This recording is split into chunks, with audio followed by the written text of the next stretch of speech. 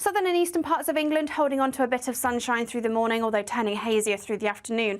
But it's northern parts of Scotland that will definitely see the best of the sunshine this afternoon. And feeling quite warm here too. We could see highs across Scotland of 14, 15, maybe 16 degrees, but definitely not quite as warm for much of England and Wales, with highs of only 12 or 13 degrees. Through the rest of Monday, that rain continues to push its way southwards, quite slowly overnight and into the early hours of Tuesday morning, but definitely turning drier across much of Scotland into northern England, with plenty of clear skies around, and that could lead to quite a chilly night again. Generally not quite as cold though, under all of that cloud and rain, temperatures in the mid to high single figures, but perhaps some frost across Scotland, Northern Ireland and into northern parts of England to start on Tuesday. For the northern half of the UK, though, it is a brighter start to the day on Tuesday. Plenty of sunshine as we head through the morning. But that rain continues to slowly push its way towards the southeast. So quite a cloudy and grey start to the day here. Still remaining quite cloudy through the afternoon in the very far southeast of England. But elsewhere, there will be some sunshine, although some scattered showers along some North Sea coastal regions.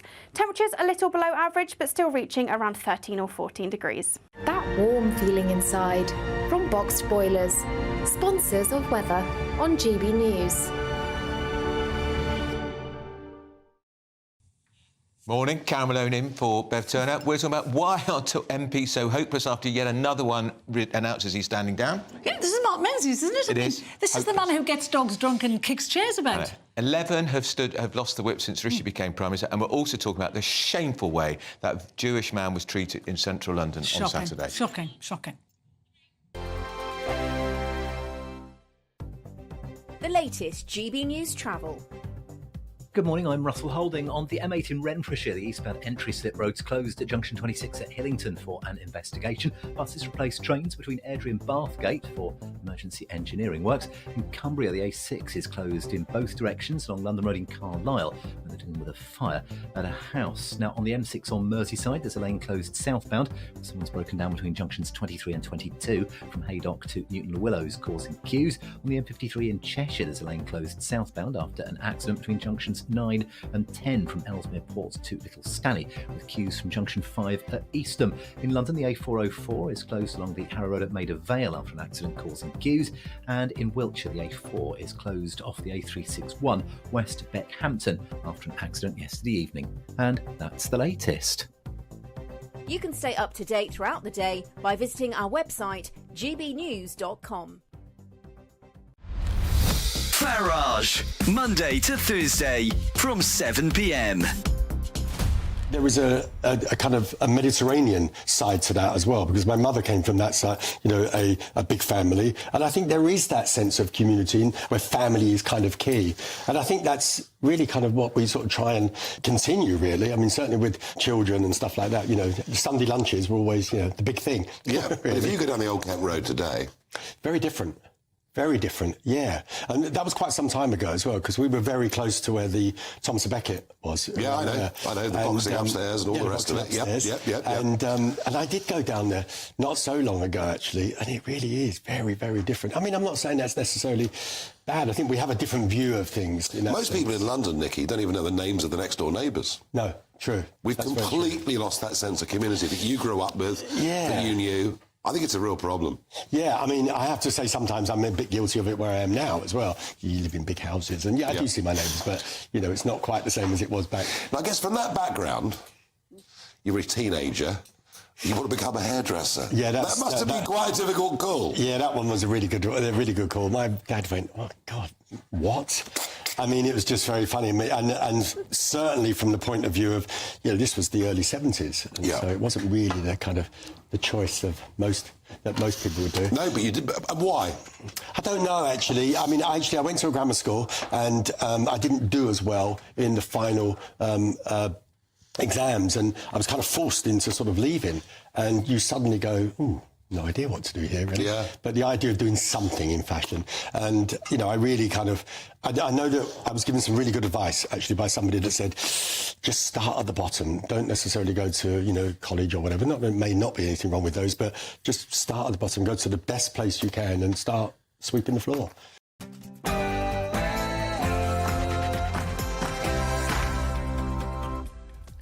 Good morning, it's 9:30 on Monday the 22nd of April. This is Britain's News on GB News with me, Andrew Pierce, and it's Carol Malone. Police under fire after one officer threatened to arrest a man he referred to as being openly Jewish. Rishi Sunak hasn't backed Met Police Chief, so should Mark Rowley resign? He won't. And will the Rwanda bill finally pass? The deadlock bill is back in the Commons today, and Rishi Sunak is going to be speaking about it later this morning. But will he back down over Afghan war veterans? Debanking complaints have surged by 44% since Nigel Farage had his bank account closed for xenophobia. He joins us later in the show. Don't miss that. And killer nurse appeal. The baby serial killer Lucy Letby's appeal against her conviction is due to be heard today.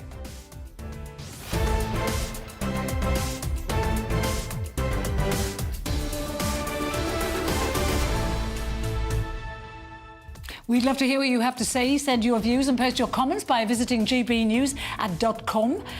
Your say. Sorry, I always get that wrong. But first... But also we want to talk about that student. Yes. That student who was nearly booted out of university Robert because he was Ivanson. Overheard in his room saying veganism's stupid. Why can't you say that in university anymore? Exactly. First, though, headlines, Ray Addison.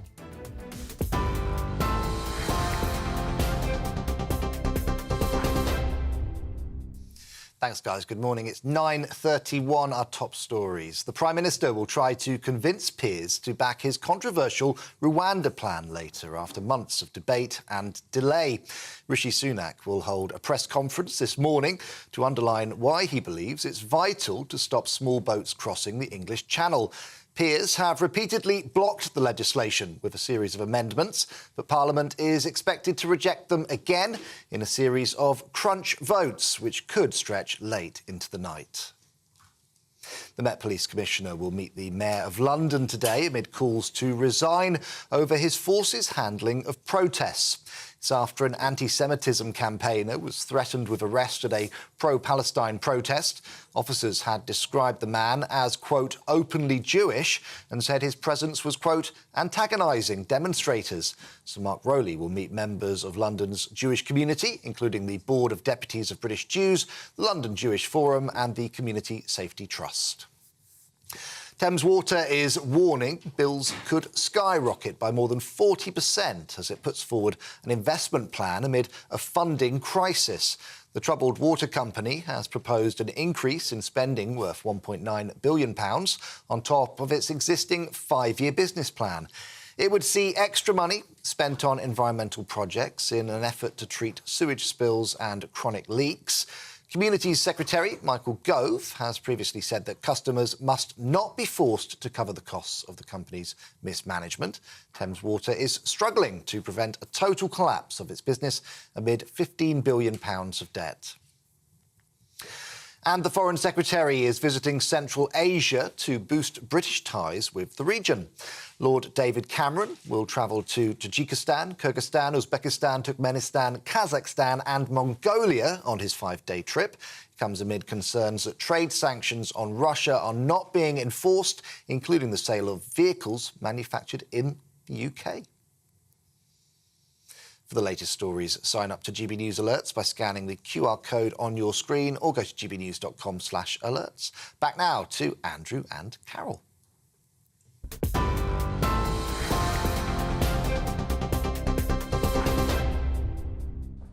Well, thanks, Ray. Hello and welcome to Britain's Newsroom on GB News with Andrew Pearce. And it's Carol Millay. Yes, they let me back again. Yeah, How did that happen? I don't know. Yeah. Now, it's Rishi Sunak, significantly, he's not backed the Metropolitan Police Commissioner explicitly. This is Sir Mark Rowley over the appalling way that Jewish guy was treated on Saturday. Yes, this was a gentleman who was walking through the streets of London and wearing his skull cap. Yeah. And he was approached by police who told him that he was being openly Jewish. Can you believe this? And he was told to go away. As the Palestinian mob were shouting Nazi scum at him. Appalling. Let's remind ourselves what happened. You are quite openly Jewish. This is a pro-Palestinian march. Right. I'm not accusing you of anything, but I'm worried about the reaction to your presence. People here now, you've been escorted out of this area so you can go about your business, go where you like freely, or if you choose to remain here, because you are causing a breach of peace with these other people, you will be arrested. If I remain here, you will arrest me. Because your presence here is antagonising a large group of people that we can't deal with all of them. If they attack you, or if they because your presence is antagonising them. Now, former Home Secretary Suella Braverman has led calls for Mark Rowley to resign, accusing him of emboldening anti-Semites. She spoke with GBNews earlier. There's a crisis here, really, after 6 months of hundreds of thousands of people regularly taking to the streets to march. What they did in that incident was to protect the right of the protesters to harass, intimidate and behave in an anti-Semitic way, and at the same time tell an innocent Jewish person that that person needs to give up their rights, that that person needs to stay away. Well, that was Suella Braverman. We're joined now by the former Lord Chancellor, Sir Robert Buckland, who is the Conservative MP for South Swindon. Sir Robert, morning to you. Morning. Good morning, Andrew. Appalling scenes on Saturday. It made me ashamed to think that Jewish people, frankly, do not feel safe in the centre of our capital city. Utterly unacceptable. We all know the history of anti-Semitism, and once it is tolerated, encouraged and then indulged in, it opens the way to other types of hate and abuse. We have to be resolute on this. I think that the problem here is that the police, ordinary police officers, are put in a very weird position whereby, in effect, they have to decide as to the criteria set out, in fact, by the protesters, what is safe. In other words, if the protesters are likely to be offended or respond violently, that means the rest of us can't walk around London or any other place safely. Now, that seems to be Alice through the looking glass, totally backwards. Where you've got that prospect of violent protest and violent response, then it's the protest that should be stopped, not the rest of us going about our lawful business. It's time, I think, that everybody got together and worked out why it is that we're having these protests time and time again with these threats of violence. Well, so that's interesting. So you're backing Suella Braverman in this case because she's saying if the police can't police it properly and protect Jewish people, then the march shouldn't happen. And the Home Secretary, the Metropolitan Police Commissioner, has the power to get it called off in conjunction with the Home Office. You're saying that's what should happen? I think that where you've got the evidence, and there's clear evidence in elements of these marches. I mean, there's some people going on these marches we shouldn't have a problem with. There are others who are filled with hate. They're using hateful, racist language. Frankly, where there's evidence of that, then we shouldn't allow these protests to go ahead.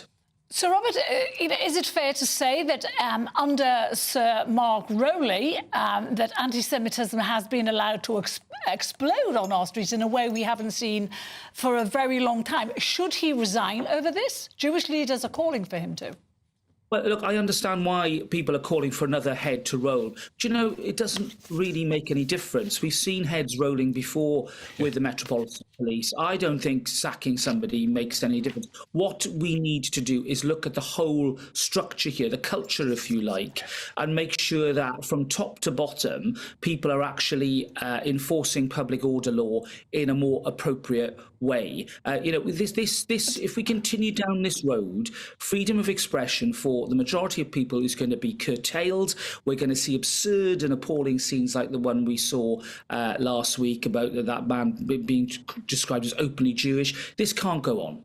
But Sir Robert, you know, people are being asked not to upset the protesters. It's all skew with, isn't it? It should be the other way around. The protesters who are upsetting people like Gideon Falter.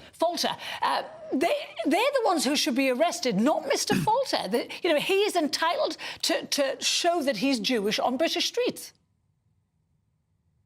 But precisely so, and we've seen a parallel of this in Brussels last week. Now, I'm no Nat Con supporter particularly. I'm not sure that I'd ever get an invitation to their conference, but in Brussels, we saw the same thing where the mayor of Brussels issued a decree banning the conference because of anticipated offence that could be caused and a violent reaction by other people to people who held traditionalist conservative views. I mean, the world's gone mad. You know, we've really now got to get back to what we used to do. The Home Secretary would often ban marches where he or she thought that they were going to be a trouble and cause disorder. Where there's clear evidence that we've got elements that are going to cause disorder and threat of violence, stop the marches. So let's be clear, because there will be another march on Saturday, Sir Robert, for certain, because there's one every Saturday. Why they feel they have to do it every Saturday. Would you say this weekend it should be cancelled by the government, Home Office? I think they should look at the evidence, and where there's evidence that we've got these elements, they should intervene. And I think the organisers themselves now should pause and step back. Let's remember, we're in a different position in Gaza at the moment. Everybody's looking at the humanitarian crisis. We should be focusing on that. There's a wide agreement about the need to look after innocent women and children in Gaza. Let's just pause these marches, please. They've made their point. We all know what their views are. Let's clear the streets of London and allow them to be safe places for everybody, not just people who choose to pursue a particular political agenda. We hear what you say, but that's not going to happen. These marches have been going on for 6 months now, and people are saying that Mark Rowley has been given extra powers to deal with the disruption that they're causing, and he's not using them. Why would you think that is? Yeah, again, I was part of a government which toughened and strengthened public order law. There were further moves last year. You can balance freedom of expression. We all want freedom of speech and the freedom to protest, but you've got to balance it with the rights of everybody else to go about their lawful business. And I think that the evidence here is clear that these marches, there are elements of these marches that present a real threat to the rest of us. It's time that we stopped having to live our lives being dictated by the protesters, and instead we looked at things through the proper lens, which is the rest of the law-abiding public. Let me ask you, as a former Justice Secretary, Robert, are you embarrassed that still the victims of one of the great scandals of our time, the infected blood, been dragging on since the 70s and 80s, and nowhere near compensation? Thousands of people have died. It's not an issue in the sense for this government. They weren't responsible, but it's on their watch, and it looks to me like this compensation bill is going to be kicked down the road into another government after a general election. Yeah, I'm very frustrated about this. I voted to support an amendment to the bill last year to allow the compensation scheme to be set up. The Conservative government has got a good record on this. We set up the inquiry. It's due to report very, very soon. Everybody knows the outcome will be that there needs to be a compensation scheme because people are dying and we're losing people before they get their compensation. We need to make sure that we hit the ground running once Sir Brian Langstaff, the judge, reports, and that we get that money out. Now, the government have said they're going to do this. I really don't know now why they're allowing it to look as if they're dragging their feet on it and looking reluctant. Everybody needs to be front-footed, get on with this, because we are losing people to the horrific consequences of the contaminated blood scandal.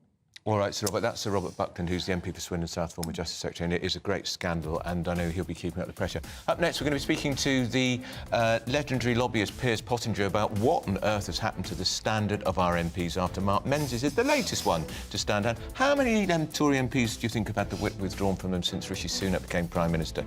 Barely 2 years ago. 11. By the way, there are 10 Labour MPs who had withdrawn. What's become of the quality of our MPs? You're listening to Britain's Newsroom on GBNews with me, Andrew Pearce.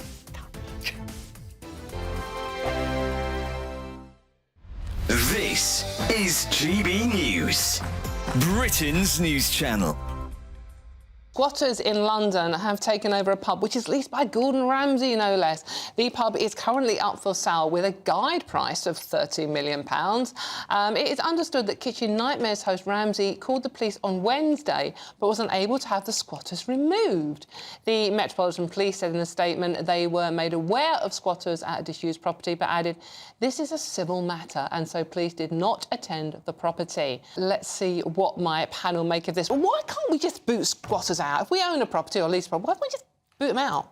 I know that's tempting, but the fact is, long-term empty properties have increased by 24% in the last 6 years. There's 1.2 million people on the social housing lists. People don't have a place to live. What it does highlight is the enormous disparity in fairness in property laws in this country. I mean, it's just not fair that if you've worked all your life and invested some money in property because, interest rates at zero and there's nowhere else to invest your money, and then suddenly somebody who's got no claim to that property and doesn't seem to have earned very much in life takes over your property. It's an outrage. People shouldn't be squatting in other people's homes or commercial properties. But the fact is, until we sort the housing problem in this country, none of this is going to go away. The fact is, people my age won't be able to buy a home unless they've got a bung from their parents. Yeah, but what's the practicality of this demonstration? It's not a demonstration. It's not going to free up more housing for people who are on the streets. No, of course not. Is it? It's people looking to find a place to live. I don't think it's a demonstration at all. It's an anti-wealth, anti-property owning demonstration by people who've got nothing better to do in life than break into other people's property. We're GB News, and we come from a proud tradition of British journalism. That's why I'm so excited to be here. It's something so new. The first news channel to be launched in Britain in over 30 years. Launched to represent the views of the British people. To go where other broadcasters refuse to go. How did you find out about the story in the first place? Launched with one aim. To be the fearless champion of Britain. It's an absolutely fantastic atmosphere here. This is GB News. GB News, Britain's news channel. I'm Michelle Dewberry, and I'm not here to tell you what to think. I'd much rather hear what you have to say. So, send in your opinions to gbviews@gbnews.com. Keep them clean, and you never know, I might read them out. With my panel here on Jubes & Co, we debate, we get stuck into the issues of the day on a show where all views are welcome, especially yours. GB News, the People's Channel, Britain's news channel.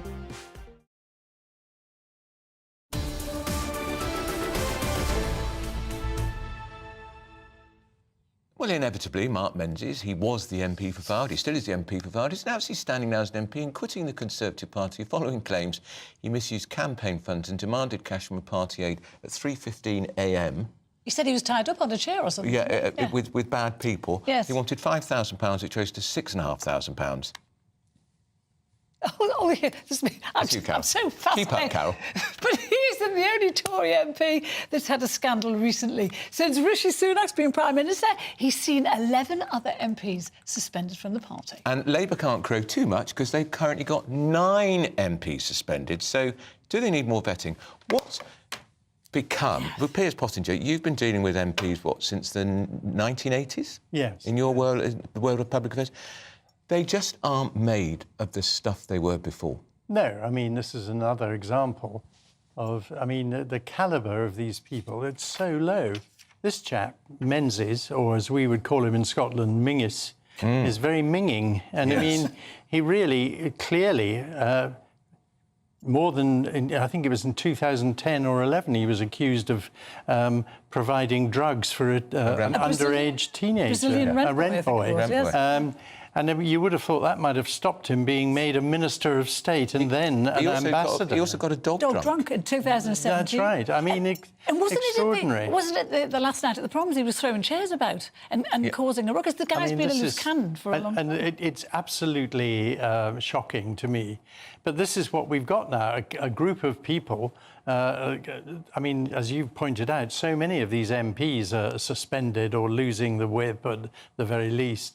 And you keep seeing people behaving in a way that most ordinary people would think is bizarre and indeed shocking. How did they become MPs? I wrote a piece like this in the Mail on Friday, and I quoted a former minister saying, a serving minister saying, why can't MPs just behave like the people in normal society behave? Because they just don't. Remember, we had the one who was suspended for groping people at the Carlton Club. Groping people. I know. But actually, you're voting for them, and you want them to be better than ordinary people. Yeah. And if you look back to Margaret's great cabinet, we had people of serious stature, people of integrity, people of great ability and intellectual prowess, people like Lord Carrington, even Michael Heseltine, who I was no friend of his, but obviously because he wasn't a friend of Thatcher's, but he had stature and he can still talk with authority and people respect him. But I don't think anybody respects many of our politicians today, But Piers, if what any. happened? Because the vetting procedure is quite stringent, isn't it? It should be. It certainly used to be. Is it not now? Is it well, not now? I wonder. I do wonder about the whole of the Conservative Party because I think their communications are terrible. I think their selection process is terrible. I think the messaging they put out is terrible.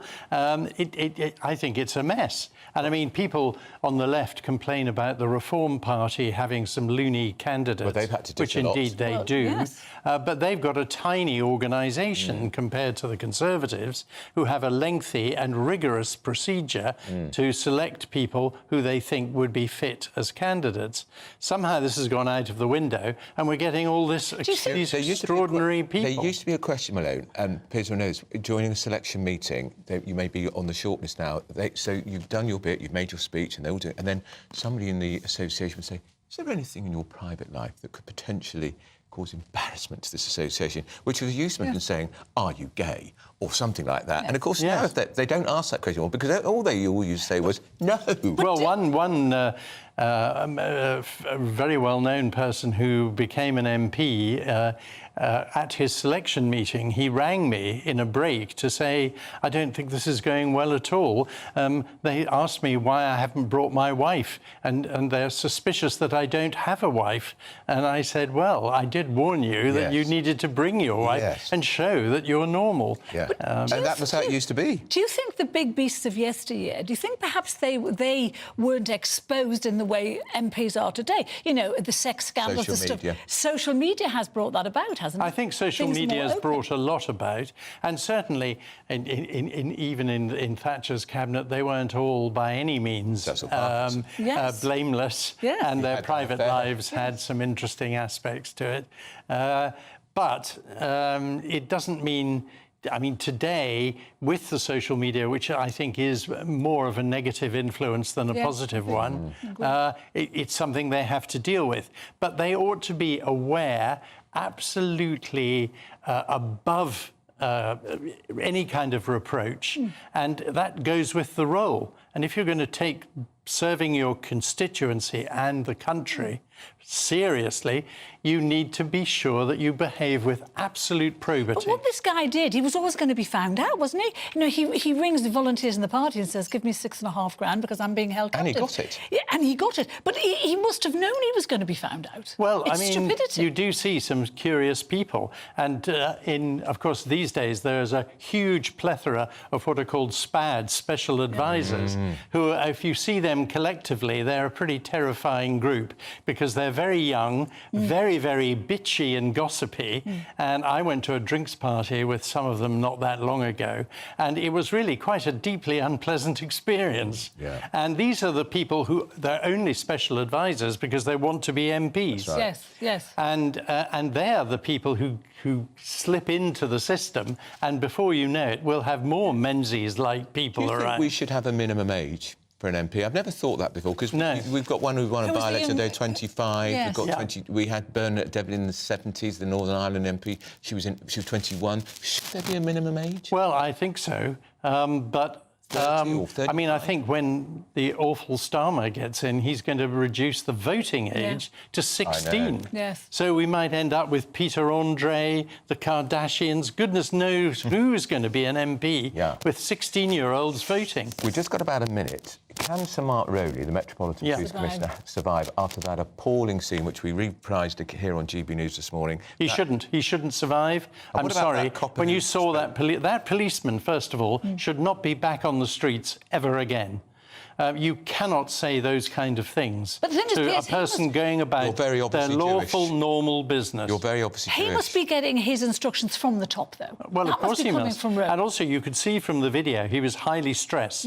And yet that particular demonstration was quite small in relative terms and didn't seem to be at boiling point. But yet he was very, very stressed out. Hence, he said these things. I'm sure in his defence he'd say he wouldn't normally do that. But that's not the point. He must have, as you say, Carol, had he knew what he was, his parameters, and if those are the parameters and set by Rowley, Rowley must go immediately. All right, that's Piers Pottinger. Always tells us it is coming up. We'll be talking about. There's a press conference coming up live with the Prime Minister talking about Rwanda. Fed up talking about Rwanda. Just get the planes in the air. You're listening to me, Andrew. This is Carol Malone. This is Britain's Newsroom on GB News. A brighter outlook with Box Solar, sponsors of weather on GB News. Good morning. Welcome to your latest GB News weather from the Met Office. A bit of a cloudier start for many of us this morning, particularly compared to over the weekend, with outbreaks of rain that will continue to push their way southwards as we head through the rest of this morning. That rain not turning particularly heavy, but a much cloudier and damper day than we saw over the weekend. Southern and eastern parts of England holding on to a bit of sunshine through the morning, although turning hazier through the afternoon. But it's northern parts of Scotland that will definitely see the best of the sunshine this afternoon. And feeling quite warm here too. We could see highs across Scotland of 14, 15, maybe 16 degrees, but definitely not quite as warm for much of England and Wales, with highs of only 12 or 13 degrees. Through the rest of Monday, that rain continues to push its way southwards, quite slowly overnight and into the early hours of Tuesday morning, but definitely turning drier across much of Scotland into northern England, with plenty of clear skies around, and that could lead to quite a chilly night again. Generally not quite as cold though, under all of that cloud and rain, temperatures in the mid to high single figures, but perhaps some frost across Scotland, Northern Ireland and into northern parts of England to start on Tuesday. For the northern half of the UK, though, it is a brighter start to the day on Tuesday. Plenty of sunshine as we head through the morning. But that rain continues to slowly push its way towards the southeast. So quite a cloudy and grey start to the day here. Still remaining quite cloudy through the afternoon in the very far southeast of England. But elsewhere, there will be some sunshine, although some scattered showers along some North Sea coastal regions. Temperatures a little below average, but still reaching around 13 or 14 degrees. That warm feeling inside from Boxed Boilers, sponsors of weather on GB News. Still to come, we'll be live from the Prime Minister's press conference on Rwanda in about half an hour, and the bill returns to the Commons. But will he back down on Afghan war veterans? I think he should. Well, I think he should too. Because currently they risk their lives and into this country, and if they are crossing the channel on small boats, they shouldn't be. They should be here by right. And then get it passed. Absolutely. Then get it So we'll be interesting if the Prime Minister does back down that press conference. Stay tuned. This is Britain's News on GB News, the People's Channel. The latest GB News travel. Good morning, I'm Russell Holding. On the M8 in Renfrewshire, the eastbound entry slip roads closed at junction 26 at Hillington for an investigation. Buses replaced trains between Airdrie and Bathgate for emergency engineering works. In Cumbria, the A6 is closed along London Road in Carlisle because of a fire. On the M6 on Merseyside, there's a lane closed southbound where someone's broken down between junctions 23 and 22 from Haydock to Newton Willows, causing queues. Also on Merseyside, Hayworth Street in Everton is closed because of an accident with queues there too. On the M53 in Cheshire, there's a lane closed southbound after an accident between junctions 9 and 10 from Ellesmere Port to Little Stanning, with queues from junction 5 at Eastham. In London, the A404 is closed along Harrow Road at Maida Vale after an accident with long delays there. And in Wiltshire, the A4 is closed in both directions west of the A361 at Beckhampton after an accident yesterday evening, causing delays. And that's the latest. You can stay up to date throughout the day by visiting our website, gbnews.com.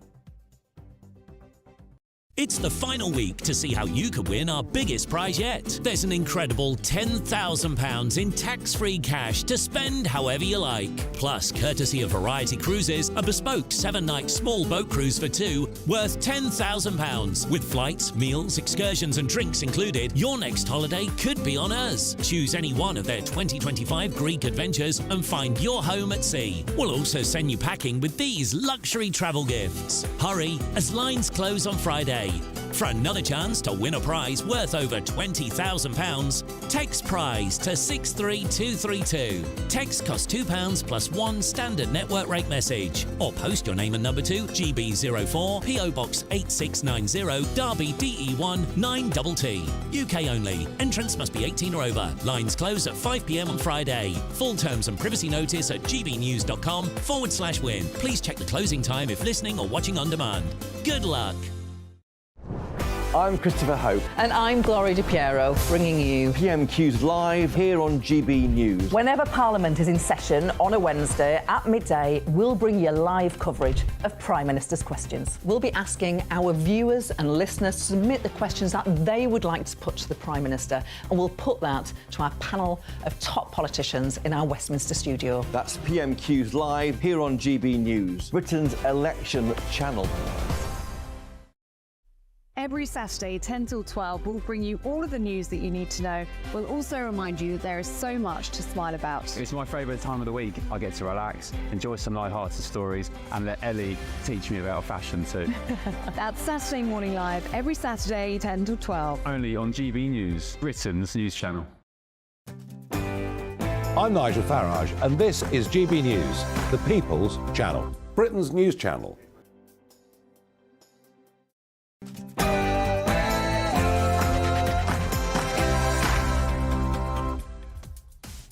It's 10 a.m. on Monday, the 22nd of April. This is Britain's Newsroom on GB News with Andrew Pearce and me. Hello.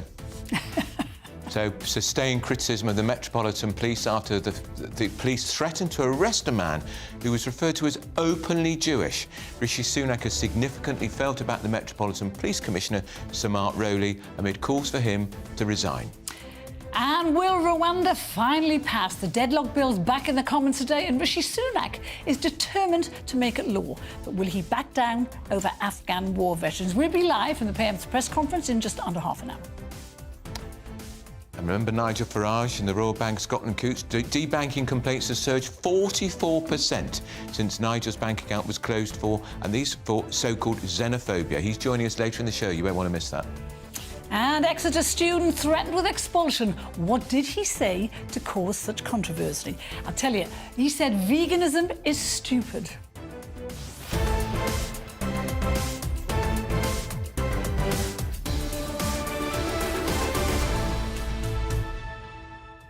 Well, I'm sorry, the university's stupid. Well, they're totally stupid. But no one talked about how unhealthy veganism can be too. But anyway, vitamin B12 shortage. Anyway, we'd love to hear what you think. Send your views and post your comments on GBnews.com. Your say, but here, news first with Ray Addison. Ray Addison.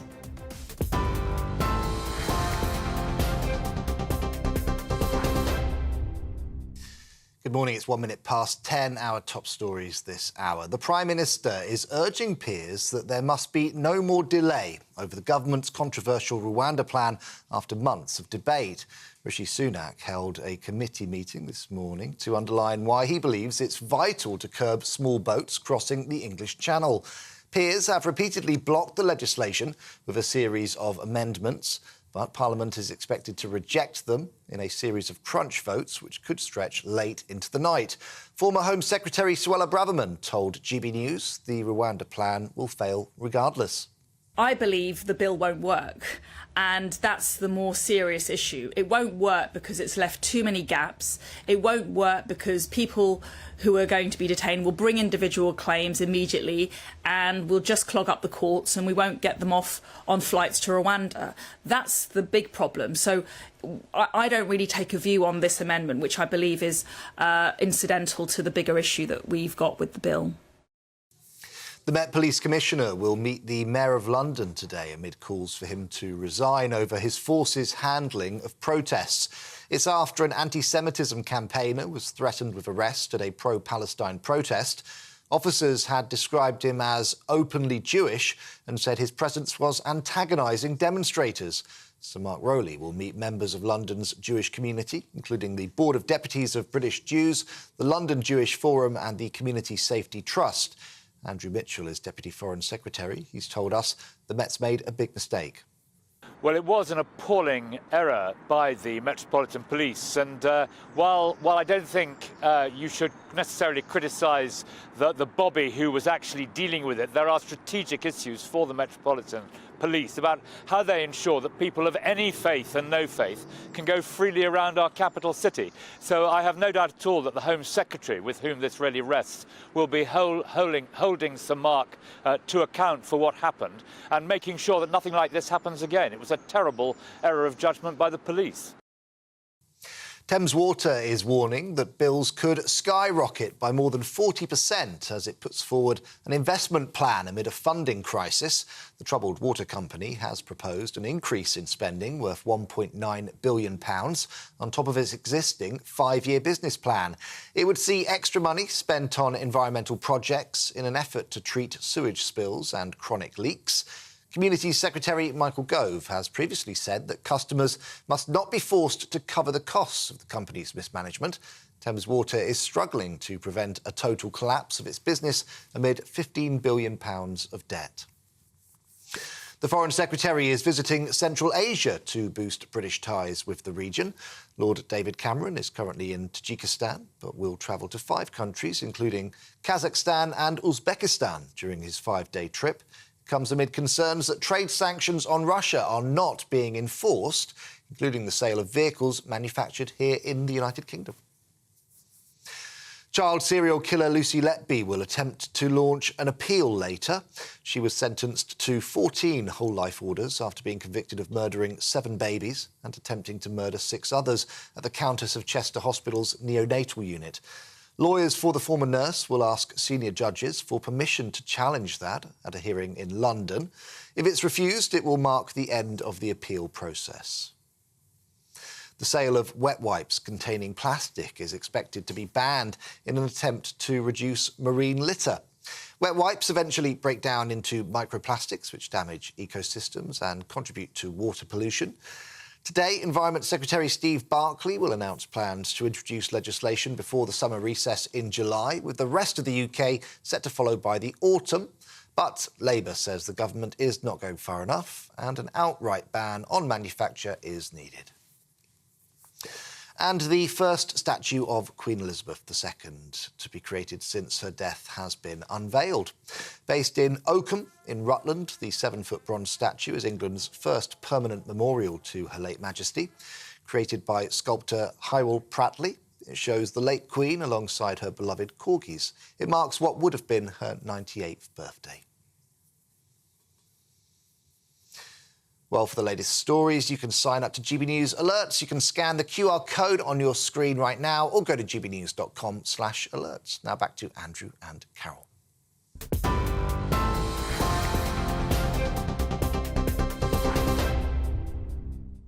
10:06 with Britain's Newsroom and GB News, Andrew Pearson, Carol Malone. I'm sorry, Malone, I don't think much of that statue, I'm afraid. She's unrecognisable. I know. It looks nothing like her. If I blinked, I'd say, oh, why have they unveiled a new statue of Queen Victoria? Well, I don't even think she looks like Queen Victoria. I mean, who did look at here it is again? I mean, it's just a very young queen. She's in all her full state regalia. Yeah. But why didn't they have a picture of her, as most people remember her, in one of those lovely outfits, which are always bright. Her coat. With a hat. Her coat with a little pillbox. And the hat so people could see. People need to see me. Her handbag. And her handbag. I mean, if it wasn't for the corgis, you'd think, who's that? Do you know, I miss the Queen, don't you? Oh, I really do. I miss the Queen. I miss her smiling face beaming out of the front page of the newspapers and her common sense. And I think what's happening in the royal, the fact that Kate and Charles are ill, there's instability there. When the Queen was there, it didn't.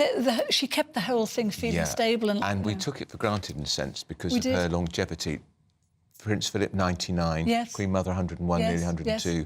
The Queen got to 95, 96, and now we've got Prince Charles with cancer at 75. Kate having preventative treatment for cancer. What is she? 43? I suppose they were way more open, and maybe things were happening with the Queen in years gone by that we didn't know about. Exactly. But she still managed to soldier on. We've got some GB views coming in. Of course, we want to hear what you think. You send your views and post your comments by visiting gbnews.com/your say. OK, Mike says MPs need to be limited to a maximum of 2 terms in Parliament and then off back to the real world with them no longer in public service jobs. Liv says you couldn't make it up with these MPs. Well, I know, that's because yet another MP stood down. Now, does the Metropolitan Police have an anti-Semitic problem? Rishi Sunak has significantly, in my view, failed to back the chief of the Met, Sir Mark Rowley, and said he was appalled by the force's threat to arrest a Jewish man at a pro-Palestinian rally on Saturday. Just let's remind you of what happened, whether you're listening on the radio or watching.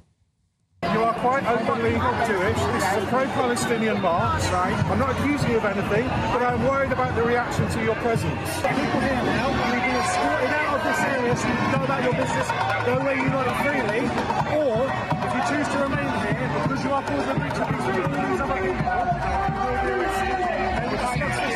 if I remain here, you will arrest me. Because your presence here is antagonising a large group of people, and we can't deal with all of them if they attack you or if they because your presence is antagonising them.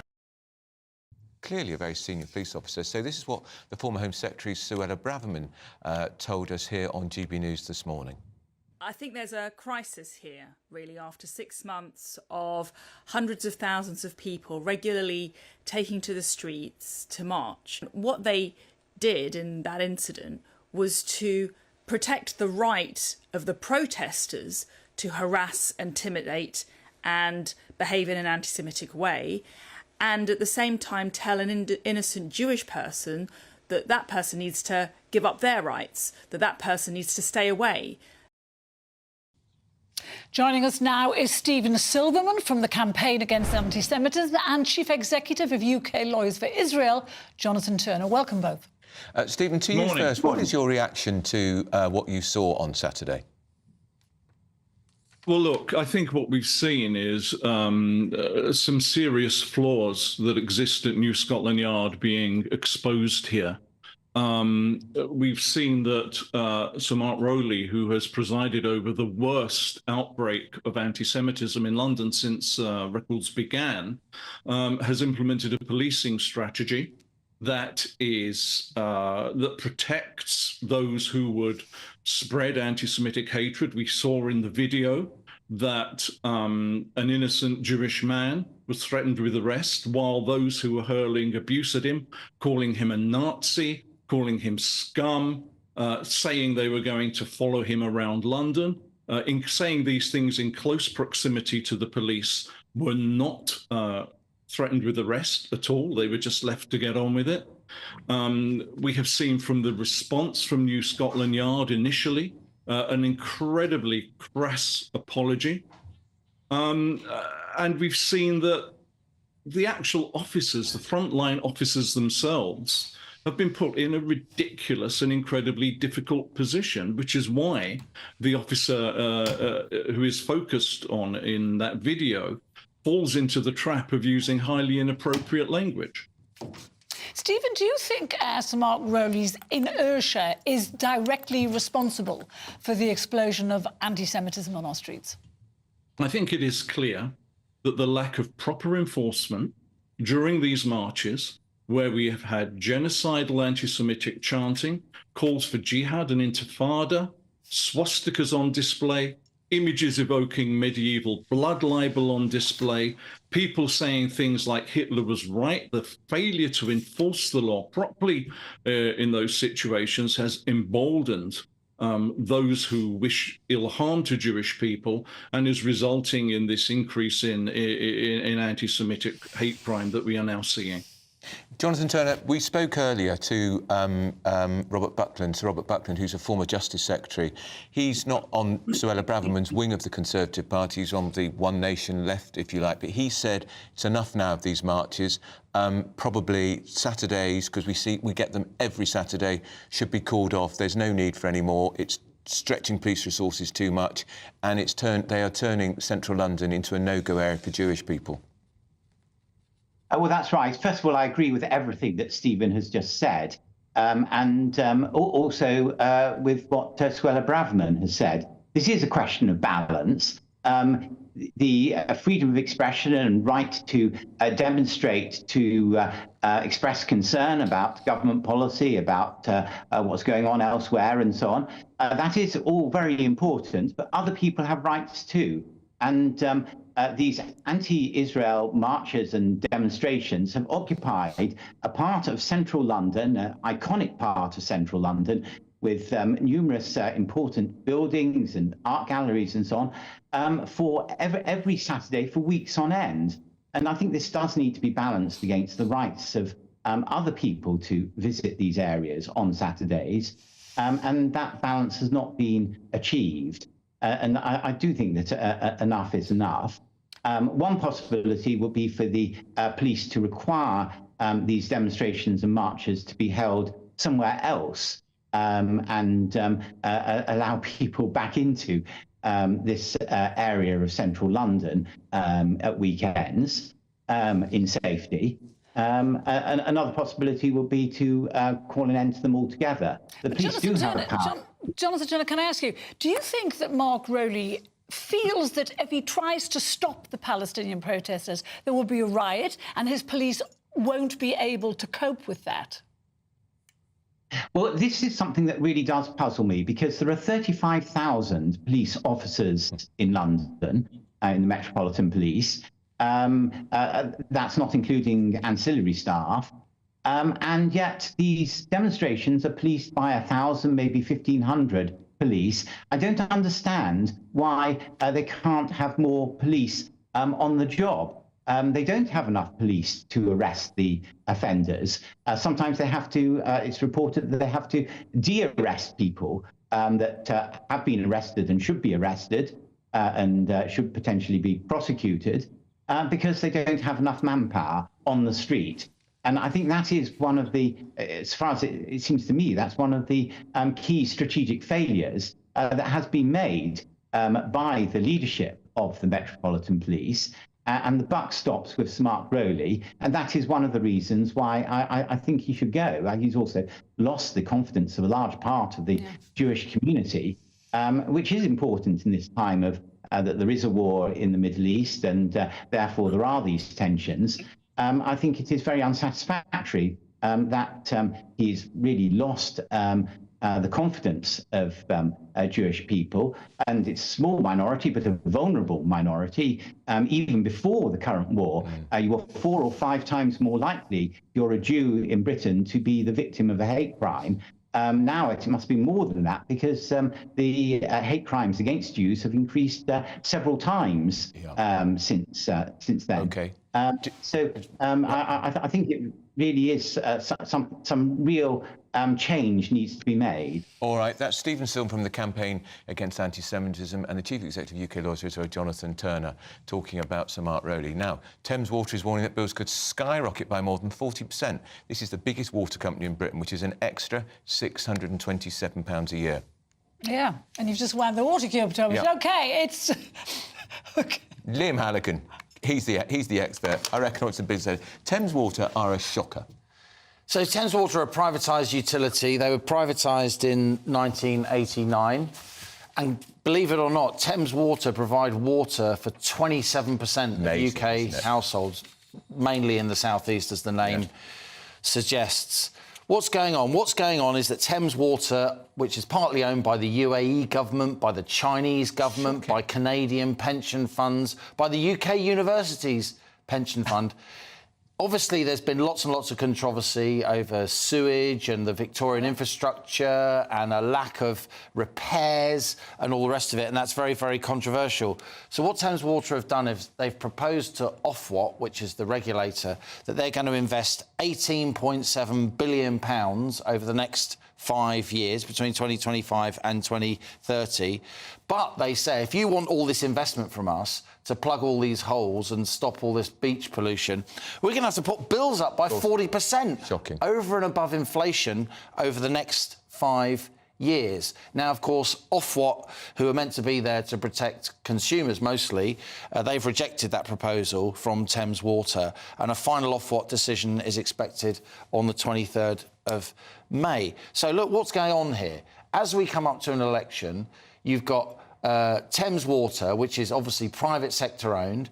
Over many, many years, many shareholders have taken out hundreds of millions, billions of pounds in dividends. Which should have gone into repairing the Victorian... Which may or may not have, you know, depending on the contract. I haven't seen the precise fine print of the contract. Almost no one ever does. On the other hand, we're now in a situation where Thames Water are so massively indebted because they've been taking on more debt and interest rates have gone up and that debt is harder to service. They're now, just let me finish the point, Carol, they're now on the brink of collapse. And if they collapse, who's going to get the blame?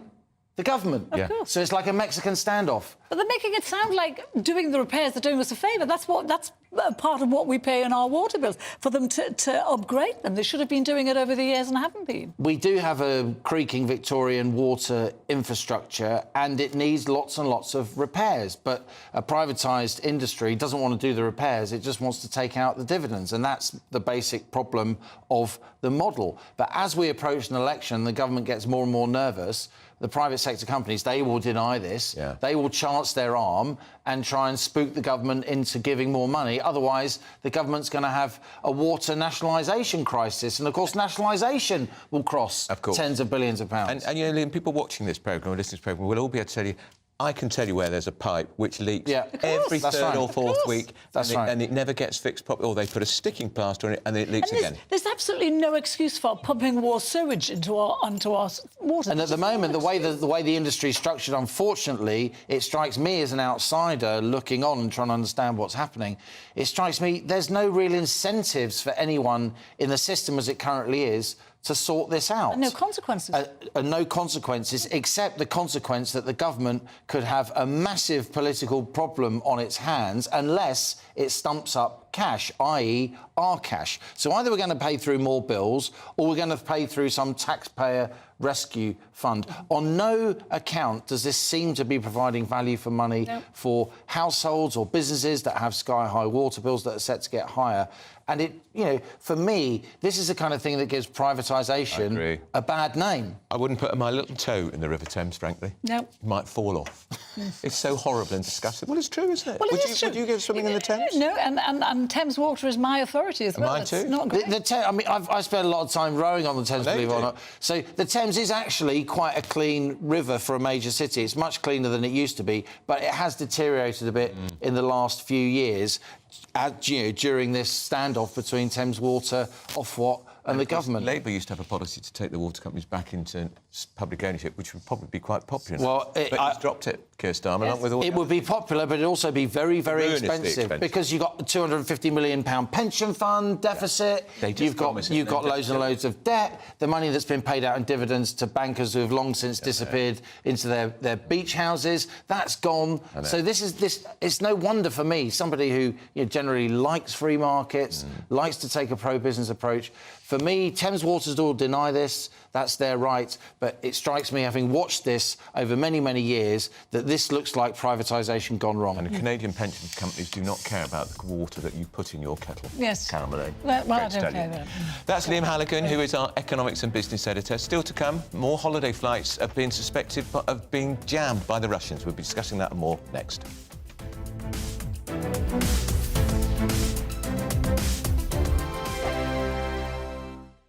Nana Queer, weekends from 3 p.m. J.K. Rowling has accused politicians of snuggling up to trans campaigners. The Harry Potter author has called for an investigation into why political parties are embracing the language of pro-trans groups. So is it time to ditch campaign groups such as those? Well, welcome again to my clashers. Former Labour Party advisor Matthew Laza, and also businessman and activist Adam Brooks. I think the Cass report is really welcome. I think there's been a huge amount of agreement, including from some trans rights campaigners, that there's an awful lot of good in the Cass report. I think that I'm more concerned about mermaids, which is currently under a Charity Commission investigation, and some of the reports, if they're to be believed, like sending out chest binders, are more alarming. I think on Stonewall, which has done such great work over the past 30 years on LGBT rights. It said 2-year-olds could be trans. Now, that is one of the most horrifying things I read today. Actually, J.K. Rowling tweeted that out there. To say that a 2-year-old can think that they can be another gender when my 4-year-old still thinks she's Elsa on some days. You know, there's no common sense, and to me it's very badly phrased, Adam, I agree. It's very sinister that these people actually believe that these kids want to change gender, and unfortunately out there are parents that almost see a trans kid as a fashion accessory now, and I think this whole agenda has pushed on people that this is normal to change gender, and we have to push back. And as I said earlier, to be trans is not normal. Well, I don't agree with that phrasing. I think it's extreme. a big step, Adam, but there are clearly people throughout history who have been But it's trans. not normal behaviour, is it? I think as far as children are concerned, children need to be given the space to explore the world, and that can include experimenting with, breaking previous gender stereotypes. That doesn't mean that people should be sort of labelled at the age of 2, which I completely disagree with. Every Saturday, 10 till 12, we'll bring you all of the news that you need to know. We'll also remind you that there is so much to smile about. It's my favourite time of the week. I get to relax, enjoy some light-hearted stories, and let Ellie teach me about fashion too. That's Saturday Morning Live, every Saturday, 10 till 12. Only on GB News, Britain's news channel. Join me, Neil Oliver, every Sunday night at 6 p.m. on GB News. And if an hour is not nearly enough for you, go to gbnews.com for special extended episodes online every Friday at 9 p.m, where we can truly get into the nitty-gritty of what's going on. GB News, Britain's news channel. If you want your news to be straight talking... This is a nightmare for the Conservatives again. Down to earth. It's not just Nottingham where this is happening, is it? And most importantly, honest. Hard-working, middle-class taxpayers, they'll get their book thrown at them. Then catch me, Martin Daubney, Monday to Friday, 3 till 6 p.m. on GB News, Britain's news channel.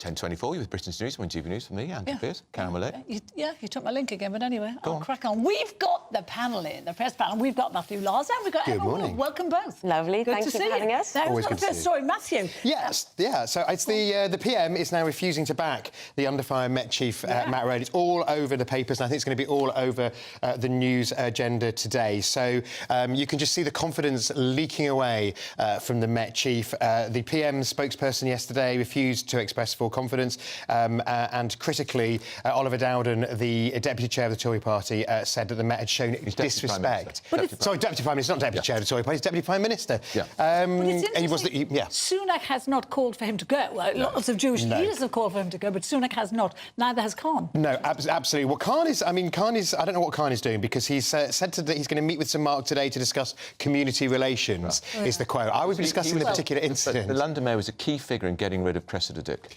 Absolutely. So he's got four, who was the former Met Chief who Rowley replaced. I mean, to lose, to paraphrase Oscar Wilde, to lose one Met Chief, etc.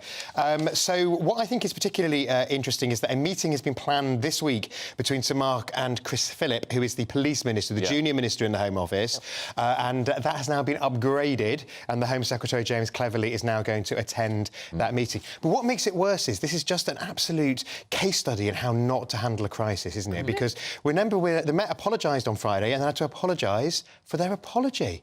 And now the Met has offered the chap at the centre of this, Gideon Falter, a meeting, but not with Rowley himself. I mean, you just, literally, who is advising them? It's just extraordinary.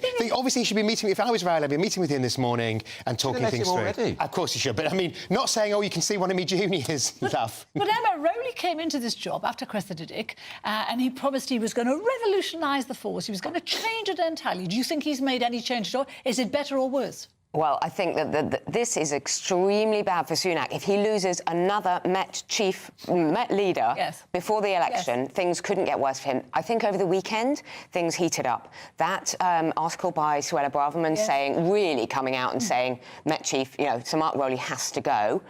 As you say, Sunak doesn't really know he doesn't know which side to take. He wants to, he's sort of saying he doesn't support Sir Mark Rowley at the moment. They're having these crisis meetings. But I think that there's a growing sense, and this isn't just the occurrence with Gideon Falter. This is a growing sense that the policing in London of these big protests. I mean, if you're not in London, I can't tell you, every week, and I know they're happening around the country, but the policing has not been fair. It has not been competent, actually. I don't think many of these officers... I think it's skewed. Well, it's very skewed, but also... said that a long time ago, and she was right. Yes, but there was a sense right from the start that it was softer on one side, but also I don't think many of these officers are qualified to be on the front line and to be policing thousands of demos in demonstrations in London. The guy who was talking to Gideon Falter looked like an experienced he did. And he was also very nervous, you could see. But, the bottom line is Rowley has allowed this to happen. He's allowed anti-Semitism to explode. But that's why I make the point that it's not just this event last Saturday, well, it's now a week ago, last Saturday. This has been happening... 6 months. Since October the 7th, these demos, there's been major concern raised repeatedly about the policing of these pro-Palestinian protests. And the Met Police, I was going to say, it looks like, Matthew, the Met Police have taken a side. Yeah, and I think that's the real danger. And I think there's also a feeling in the Jewish community that, as David Baddiel says, in his book, Jews don't count, that if this had been another ethnic minority, or if it had been a woman of a male protest, or, whatever, that nobody would ever have said that. Let's hypothesise it. Imagine if this was a woman... chopped to dough, burqa, and she was told, I'm sorry, you're looking like a Muslim today. If you don't go... I don't think Mark Riley would still be there. He'd be arrested. Exactly. Yeah. What would happen then? He'd have gone. Openly Muslim, He'd be exactly. gone. He'd be gone. And I think what is so powerful is what Gideon Falter said. He said not only is London becoming a no-go zone for Jews, it's becoming a police-enforced Jew-free zone. Yeah. And that's very, very powerful. That he feels that even his presence is seen as an antagonism, as a provocation. He was literally just there. Yeah. And yes, and I don't Jewish. I don't understand the kind of... Somebody said to me the other day, oh, well, you know, he was... if you put the counter-argument, it's, oh, well, you know, they can't be expected to, you know, keep people safe. Well, I mean, look, we're old enough to remember protests when... I think it was the anniversary of the poll tax riots this week, but a poll tax protest, where you had the police riot shields and everything, and now it seems that it's sort of... They're treating these marches as though it's the Notting Hill Carnival, when it really isn't, and they're causing distress to people. They're placating the antagonists rather than arresting them. The people who were shouting scum and Nazi... In front of that copper? Yes. We could hear it. Why didn't they arrest them instead of talking to... Because they feel that they're outnumbered, but if they're outnumbered, then either the protests need to not be allowed to go ahead, or you need more people on the street. The march has to stop, isn't that right? Sorry, the police... Of course, and the police's job is to keep everybody safe. Yeah. He was not doing anything. That is the police's job. And it's only a few years ago I remember kettling in the City of London. I remember people being penned in for hours on end. During the austerity protests, people were at Oxford Circus, people were kettled in and then cleared out. And that seems to have stopped. What he was basically saying to Gideon Falter, that being openly Jewish is provocative now in London. And that I mean, as you say, if you replace any other protected characteristic, to use the jargon, rather than Jewish in that sentence, i.e. any other religion or anything else, then clearly that would have been unsustainable. If someone was dressed overtly as a gay person, what that means, and said, you can't go that way, there'd be an outcry, wouldn't they? Of course there would. Yeah, and what I don't understand... wear a rainbow T-shirt or you can't... Absolutely. Exactly. I mean, what I don't understand is, you know, counter-protests happen at every single protest that's ever happened. You know, if there's a far-right protest, there's a counter-protest, or, you know, Countryside Alliance, you know, whatever. So it's all about allowing people to protest freely, but safely, so that people feel that they can walk the streets. Genuinely starting to wonder, Carol, whether we will be told, you know, it's not safe as a woman for you to be openly a woman at this in this situation. We because kind of come are on, told, are we not? Sometimes, of course we are. Who get don't walk assaulted down the street in a short skirt. Well, after Sarah Everard, what was the advice? Don't go up to a police officer on your own. Well, yeah, and who would now? You know, if a policeman came up to me now and said, get into my car, I would say no. And they would have to arrest me, do whatever, but I just wouldn't do it. But you got a story, and then the Times happening, it's placed what we're saying, only 37% of voters believe the police are doing a good job generally. This is exactly what you were saying. It leads on perfectly to that, because I have said the same thing. I wouldn't get into a police officer's car if they were on their own. I would not open my front door. As a single woman living on my own, I would not open my front door to a lone police officer. Isn't that terrible? And that is because the lack of confidence in the police. So this YouGov survey in the Times is saying only 37% of people, of the population, have confidence, a real lack of confidence. Is that the police across the country, not across just the country? Yeah. Not only the sort of the scandals, Sarah Everard, Wayne Couzens, David Carrick, the wrong-uns, and the really, you know, evil men, I mean, murderers and rapists in the Met, but also just the general rise in offences, nothing being followed up, overflowing prisons, shoplifting, cybercrime. Across the board, the police are in a mess. Our policing system, the cops law always and order. They always blame the lack of officers that we don't have. It's operational decisions, but it's not true, because we are now up to speed with the... Yeah, it's still fewer per capita than it was under Labour because the population's increased, but it has gone back up again. And they're also not experienced. And they're more... it's gone up, but because the population's gone up, it's fewer per person. A lot of experienced police officers when Theresa May made that insane decision. Absolutely. That was,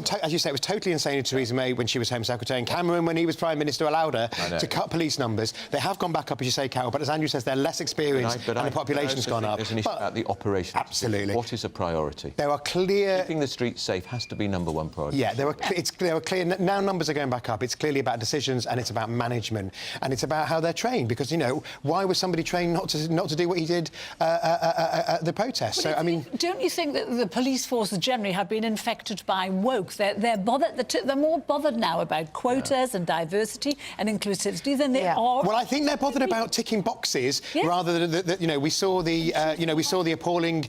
Stephen Port, the the gay serial killer, where the police made huge mistakes against it. Well, simultaneously, they were probably painting police cars with the rainbow flag. I'd much rather that they actually tackle crime that affects different parts of the community, rather than we're seen to be diverse. I'd rather actually, delivered for every part of the community. Diverse is great, but you have to still pick the right person for the job. Exactly. Do you know, there was a time when the Tories were on law and order, would have led the Labour Party in the polls by 20 points. Yeah, yes. And now it's in that big poll by Lord Ashcroft But I last also week, think they're that behind. Yes, but we need to refocus the police. They cannot be doing all of the cybercrime stuff and all of these thousands of thousands of demonstrators every weekend, as well as doing bread and butter things like attending burglaries, which they're not doing. Don't do that. Bothering with shoplifting, which they're not doing. Yeah. So they are the sort of on the street Bobby stuff has been completely abandoned, it seems to me. You don't see police officers on the street. And what's quite interesting is, of course, we have in May, coming up in just two and a half weeks' time, we have elections across England and Wales for police and crime commissioners, one of the Tories' big initiatives. Who knows who's exactly?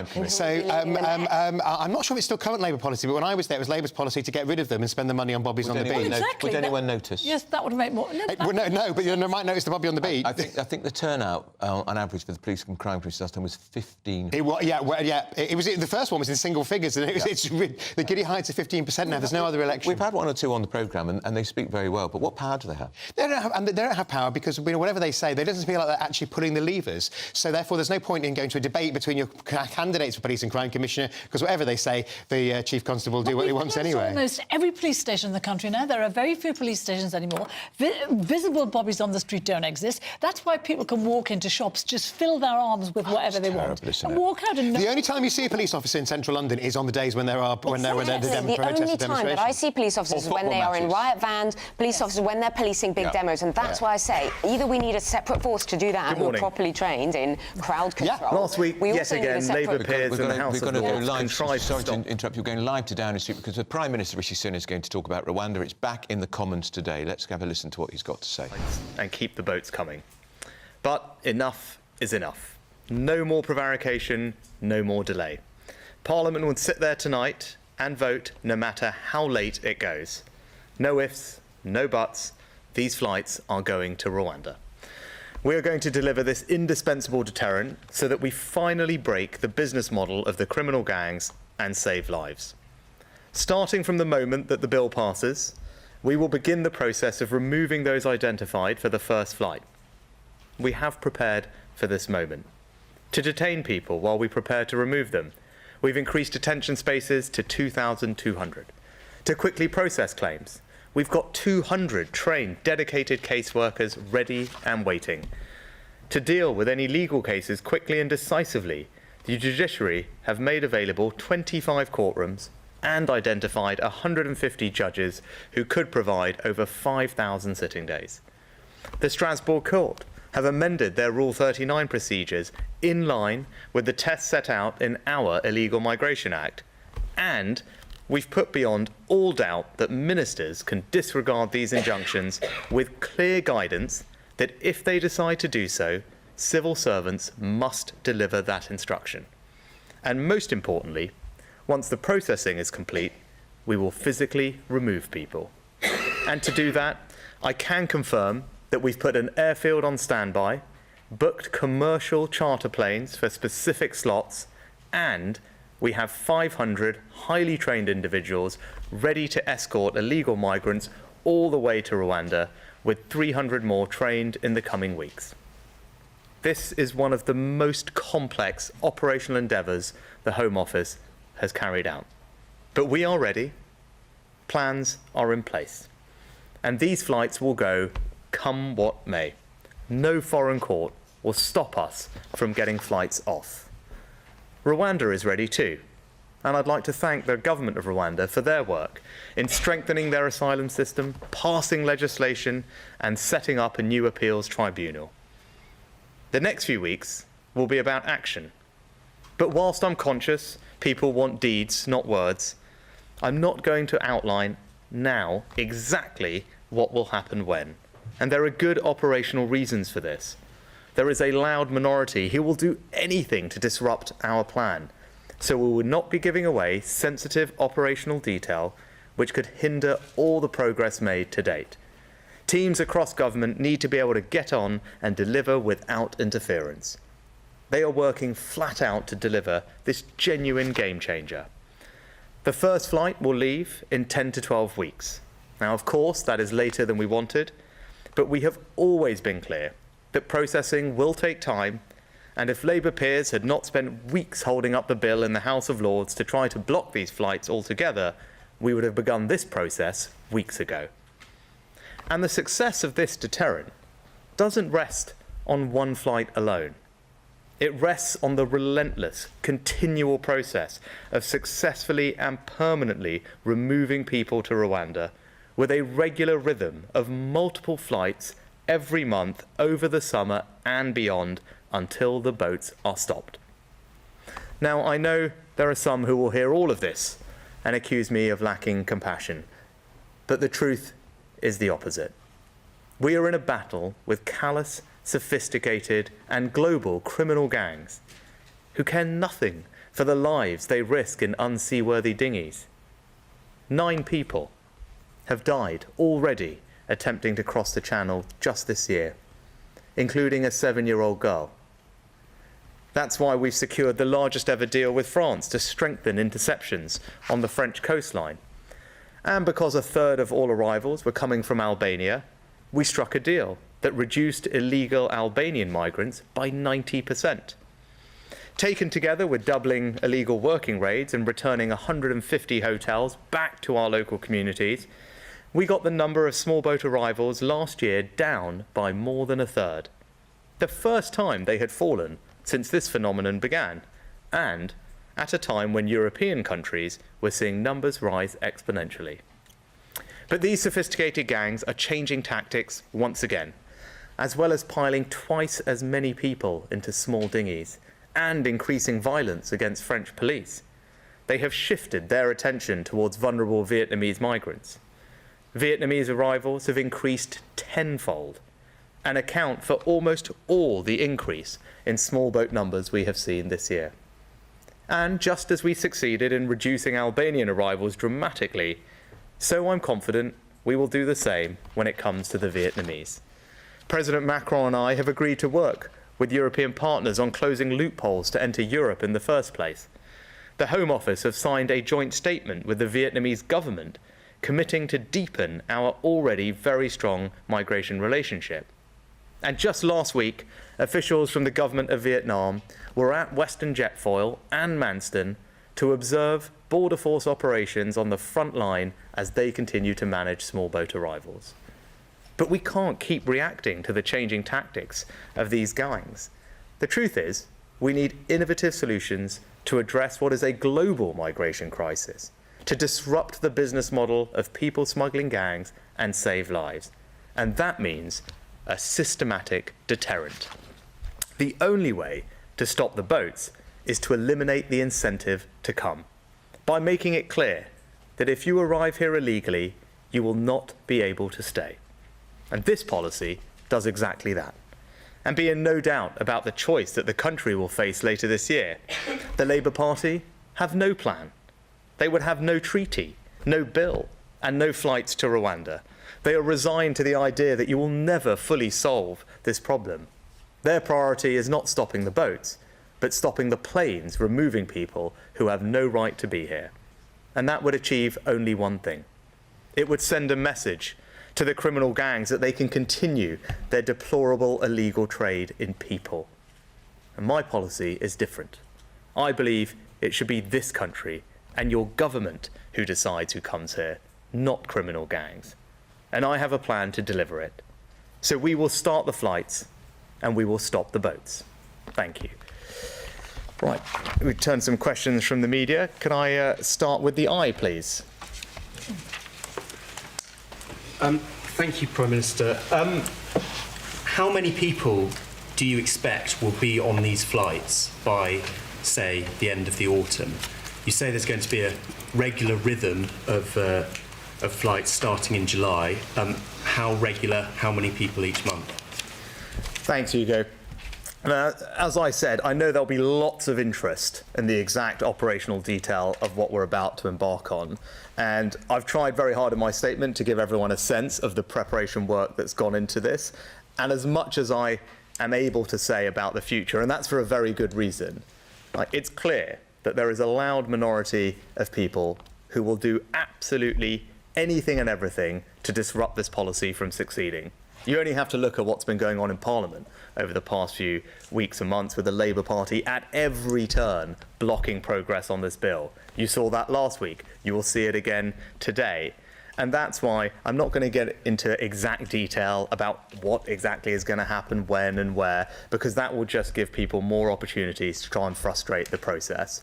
But what I can tell you is that an enormous amount of prep work has gone on. We've trained 200 of our best caseworkers. We've increased detention capacity to hold people. We've identified specific dozens of courtrooms, made available the right judges, put an airfield on standby, and, crucially, booked planes, commercial charter planes for the first flights, trained 500 escorts, and made sure that everything on the Rwandan end is ready for people to be received.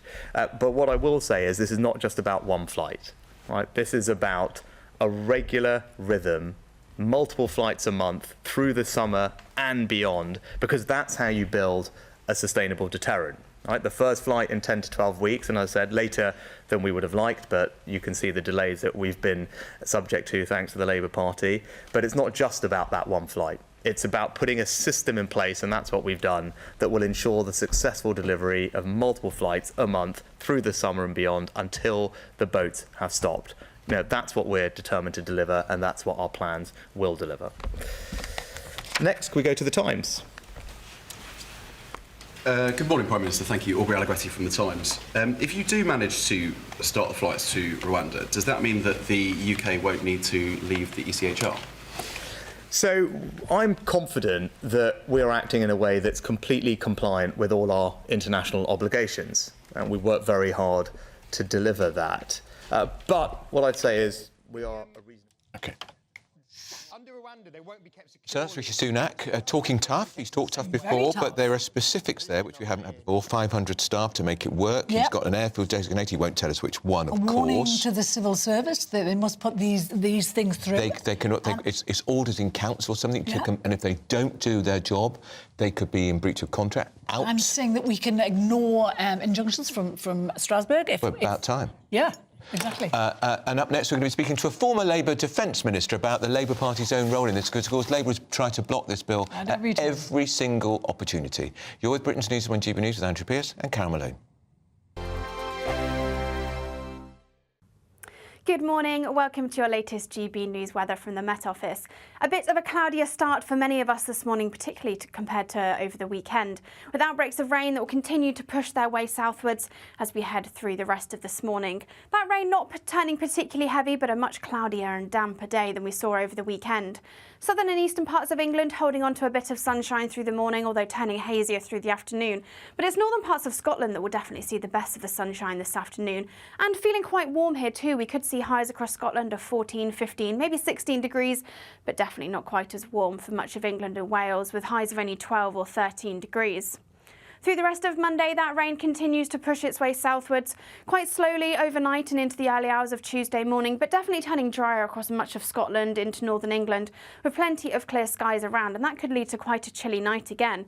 Generally not quite as cold, though, under all of that cloud and rain, temperatures in the mid to high single figures, but perhaps some frost across Scotland, Northern Ireland and into northern parts of England to start on Tuesday. For the northern half of the UK, though, it is a brighter start to the day on Tuesday. Plenty of sunshine as we head through the morning. But that rain continues to slowly push its way towards the southeast. So quite a cloudy and grey start to the day here. Still remaining quite cloudy through the afternoon in the very far southeast of England. But elsewhere, there will be some sunshine, although some scattered showers along some North Sea coastal regions. Temperatures a little below average, but still reaching around 13 or 14 degrees.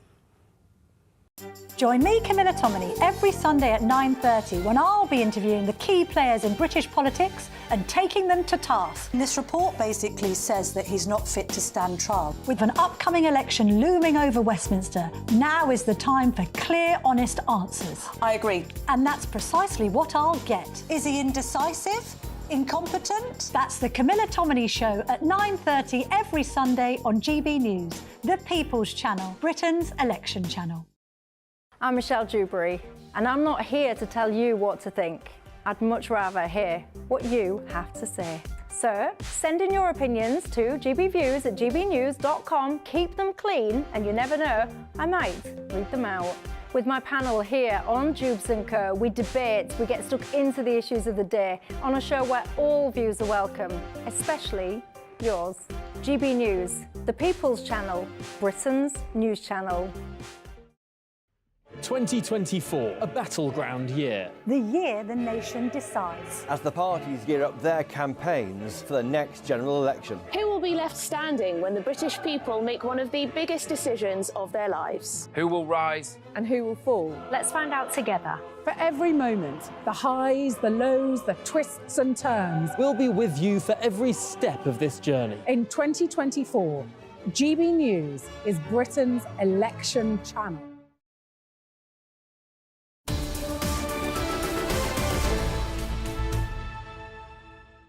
Britain's Newsroom on GB News, and the Rwanda bill is back in the Commons today, and Rishi Sunak has said the first flight carrying asylum seekers, he's given a date now, will leave in 10 to 12 weeks. That's a specific we've never had before. But he was very careful not to say he would not be giving details there, because he knows people are trying to... He won't say which airfield, which carrier he's going to use. I wonder if he's got a private carrier, whether it's I'm sure he has. scenario. I'm sure he has. We're going to talk now to former Labour Defence Minister Ivor Kaplan, who's a friend of this programme. Ivor, morning. It's your lot, isn't it? The Labour Party, which at every opportunity has tried to block this bill because you don't want to send these illegal migrants back. No, Andrew, is the answer to that. Well, how often have you voted in favour of it?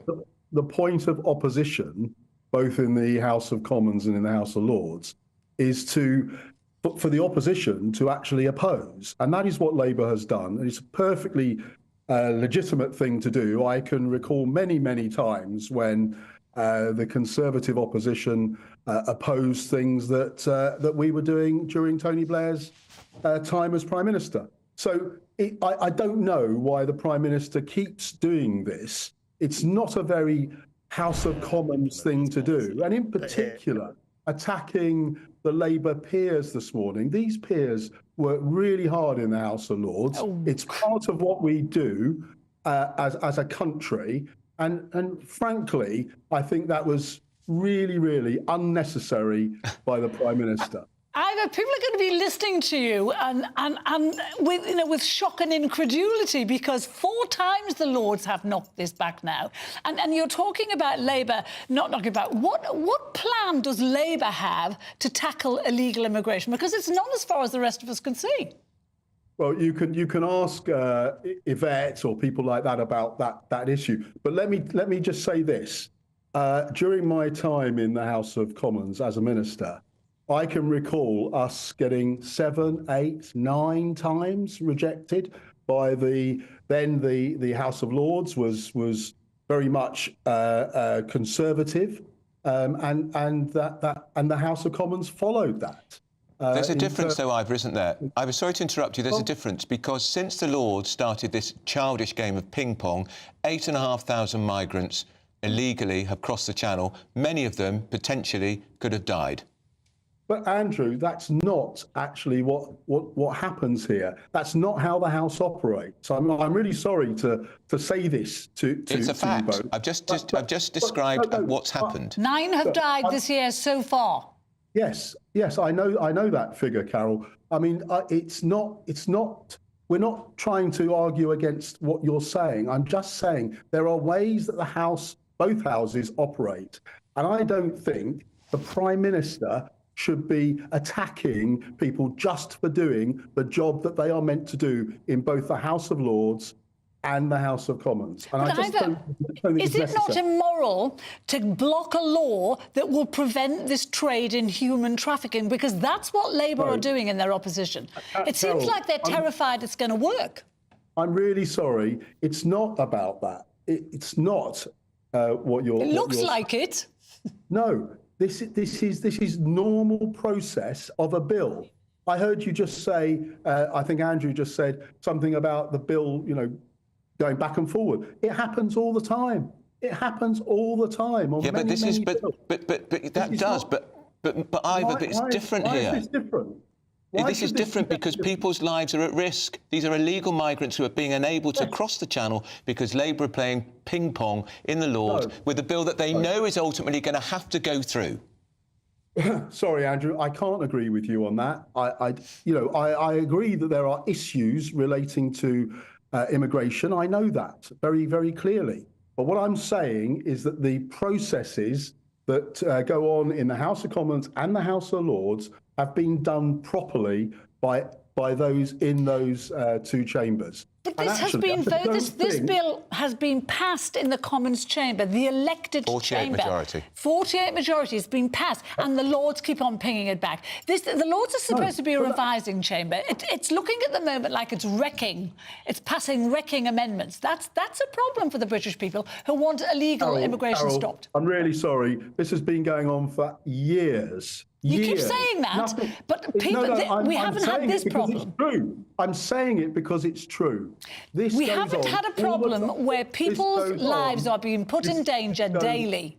This goes on all the time for bills, irrespective of the type of the bill. You still have to go through all the processes, which is you start in the House of Commons, you go to the House of Lords, it comes back, etc., etc. Okay. That's how it works. Ivor, this is how it's been working for years. 10 seconds, Ivor. Do you hope the Rwanda bill never works?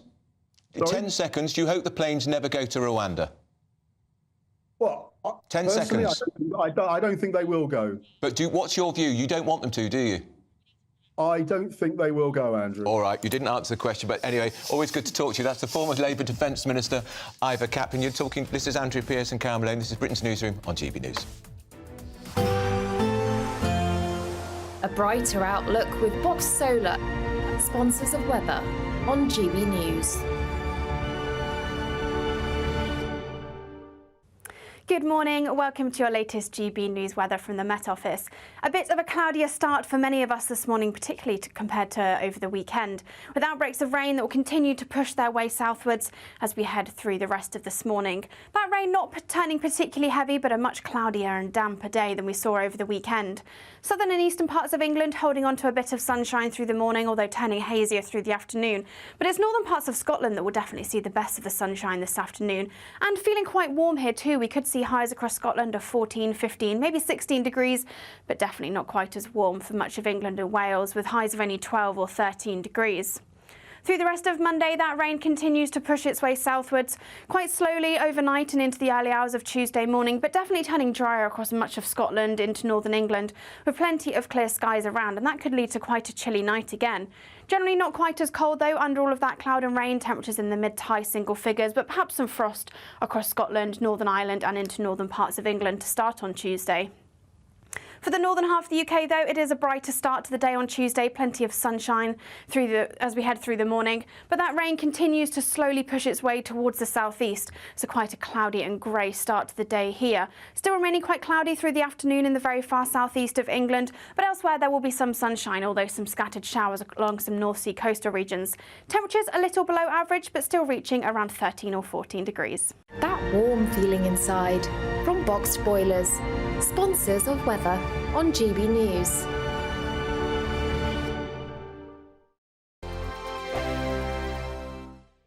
It's the final week to see how you could win our biggest prize yet. There's an incredible £10,000 in tax-free cash to spend however you like. Plus, courtesy of Variety Cruises, a bespoke 7-night small boat cruise for two worth £10,000. With flights, meals, excursions and drinks included, your next holiday could be on us. Choose any one of their 2025 Greek adventures and find your home at sea. We'll also send you packing with these luxury travel gifts. Hurry, as lines close on Friday.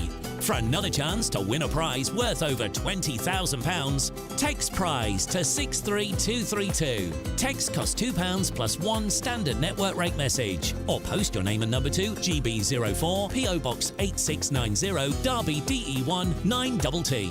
UK only. Entrance must be 18 or over. Lines close at 5 p.m. on Friday. Full terms and privacy notice at gbnews.com/win. Please check the closing time if listening or watching on demand. Good luck. In the GB Newsroom, we bring you the news as it happens. With our team of dedicated journalists across the UK, GB News brings you accurate reporting of the day's topical agenda. When the news breaks, wherever and whenever it's happening, We'll be there. This is GB News. the People's Channel. Britain's news channel. I'm Andrew Doyle. Join me at 7 o'clock every Sunday night for Free Speech Nation, the show where I tackle the week's biggest stories in politics and current affairs with the help of my 2 comedian panellists and a variety of special guests. Free Speech Nation, Sunday nights from 7 on GB News, the People's Channel, Britain's news channel.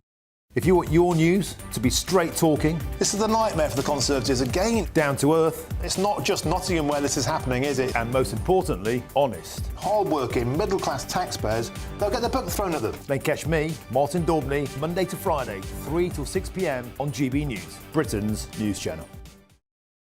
We're GB News, and we come from a proud tradition of British journalism. I'm so excited to be here. It's something so new. The first news channel to be launched in Britain in over 30 years. Launched to represent the views of the British people. To go where other broadcasters refuse to go. How did you find out about the story in the first place? Launched with one aim. To be the fearless champion of Britain. It's an absolutely fantastic atmosphere here. This is GB News.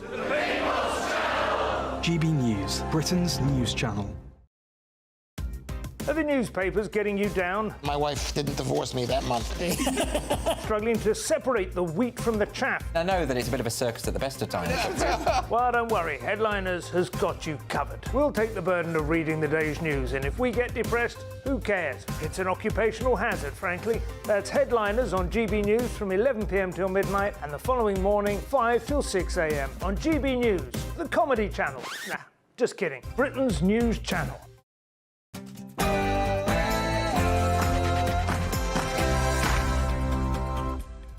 Morning, 11 a.m. on Monday, the 22nd of April. This is Britain's News on GB News with me, Andrew Pierce, Carol Malone. Hello, and will Rwanda finally pass? As the bill returns to the Commons, Rishi Sunak says flights will take off in the next 10 weeks in a surprise press conference. But with the endless deadlock, just how likely is that? And the police are still under fire after one officer threatened to arrest a man he referred to as openly Jewish. Rishi Sunak has significantly failed to back the Metropolitan Police Chief, so should Sir Mark Rowley go. Now, debunking complaints that this have surged by 44% since Nigel Farage had his bank account closed for xenophobia. He joins us later in the show. And what are they thinking of? An Exeter student threatened with expulsion because he had the temerity to cause controversy by saying in the privacy of his own room, veganism is stupid.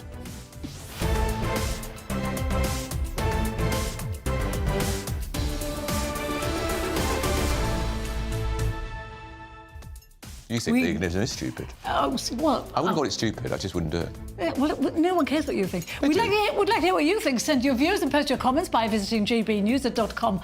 Your say. But first, here's the news with Ray Addison.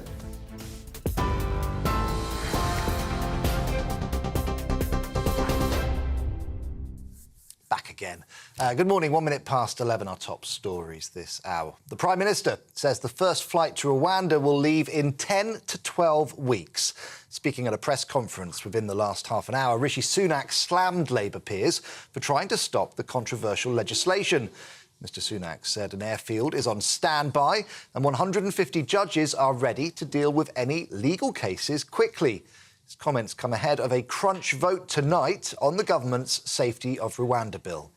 For almost 2 years, our opponents have used every trick in the book to block flights and keep the boats coming. But enough is enough. No more prevarication, no more delay. Parliament will sit there tonight and vote no matter how late it goes. No ifs, no buts. These flights are going to Rwanda. We are going to deliver this indispensable deterrent so that we finally break the business model of the criminal gangs and save lives. Well, another crunch meeting. The Met Police Commissioner will meet the Mayor of London today amid calls for him to resign over his force's handling of protests. It's after an anti-Semitism campaigner was threatened with arrest at a pro-Palestine demonstration. Officers had described him as openly Jewish and said his presence was antagonising demonstrators. Sir Mark Rowley will meet members of London's Jewish community, including the Board of Deputies of British Jews, the London Jewish Forum and the Community Safety Trust. Andrew Mitchell is Deputy Foreign Secretary. He told us the Met's made a big mistake. Well, it was an appalling error by the Metropolitan Police, and while I don't think you should necessarily criticise the Bobby who was actually dealing with it, there are strategic issues for the Metropolitan Police about how they ensure that people of any faith and no faith can go freely around our capital city. So I have no doubt at all that the Home Secretary, with whom this really rests, will be holding Sir Mark to account for what happened and making sure that nothing like this happens again. It was a terrible error of judgment by the police. Thames Water is warning that bills could skyrocket by more than 40% as it puts forward an investment plan amid a funding crisis. The troubled water company has proposed an increase in spending worth £1.9 billion. That's on top of its existing 5-year business plan. It would see extra money spent on environmental projects in an effort to treat sewage spills and chronic leaks. Communities Secretary Michael Gove has previously said that customers must not be forced to cover the costs of the company's mismanagement. Thames Water is struggling to prevent a total collapse of its business amid £15 billion of debt. The Foreign Secretary is visiting Central Asia to boost British ties with the region. Lord Cameron is currently in Tajikistan, but will travel to 5 countries, including Kazakhstan and Uzbekistan, during his 5-day trip. It comes amid concerns that trade sanctions on Russia are not being enforced, including the sale of vehicles manufactured here in the UK.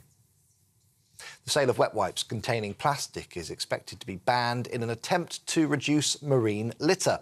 Wet wipes eventually break down into microplastics and contribute to water pollution. Today, Environment Secretary Steve Barclay will announce plans to introduce legislation before the summer recess, with the rest of the UK to follow by the autumn.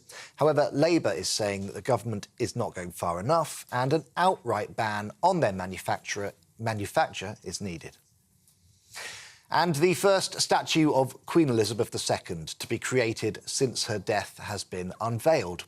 Based in Oakham, in Rutland, the 7-foot bronze statue is England's first permanent memorial to her late Majesty. Created by sculptor Hywel Pratley, it shows the late Queen alongside her beloved corgis. It marks what would have been her 98th birthday. Well, for the latest stories, you can sign up to GB News Alerts by scanning the QR code on your screen or go to gbnews.com/alerts. Now it's back to Andrew and Carol.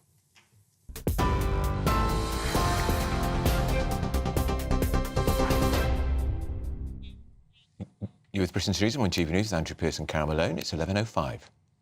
And Rishi Sunak has told a surprise press conference this is the first flight carrying asylum seekers would leave for Rwanda in 10 to 12 weeks, despite the problems he's faced passing it into law. Our political correspondent Olivia Utley was at the conference. Olivia, fighting talk from the Prime Minister, but have we heard it all before, or was this a bit more specific? Oh, we're playing the Prime Minister first. If we go to GB News. Olivia Utley, GB News. This was supposed to be emergency legislation, but it's been 5 months and it's still not over the line. Is the House of Lords fit for purpose?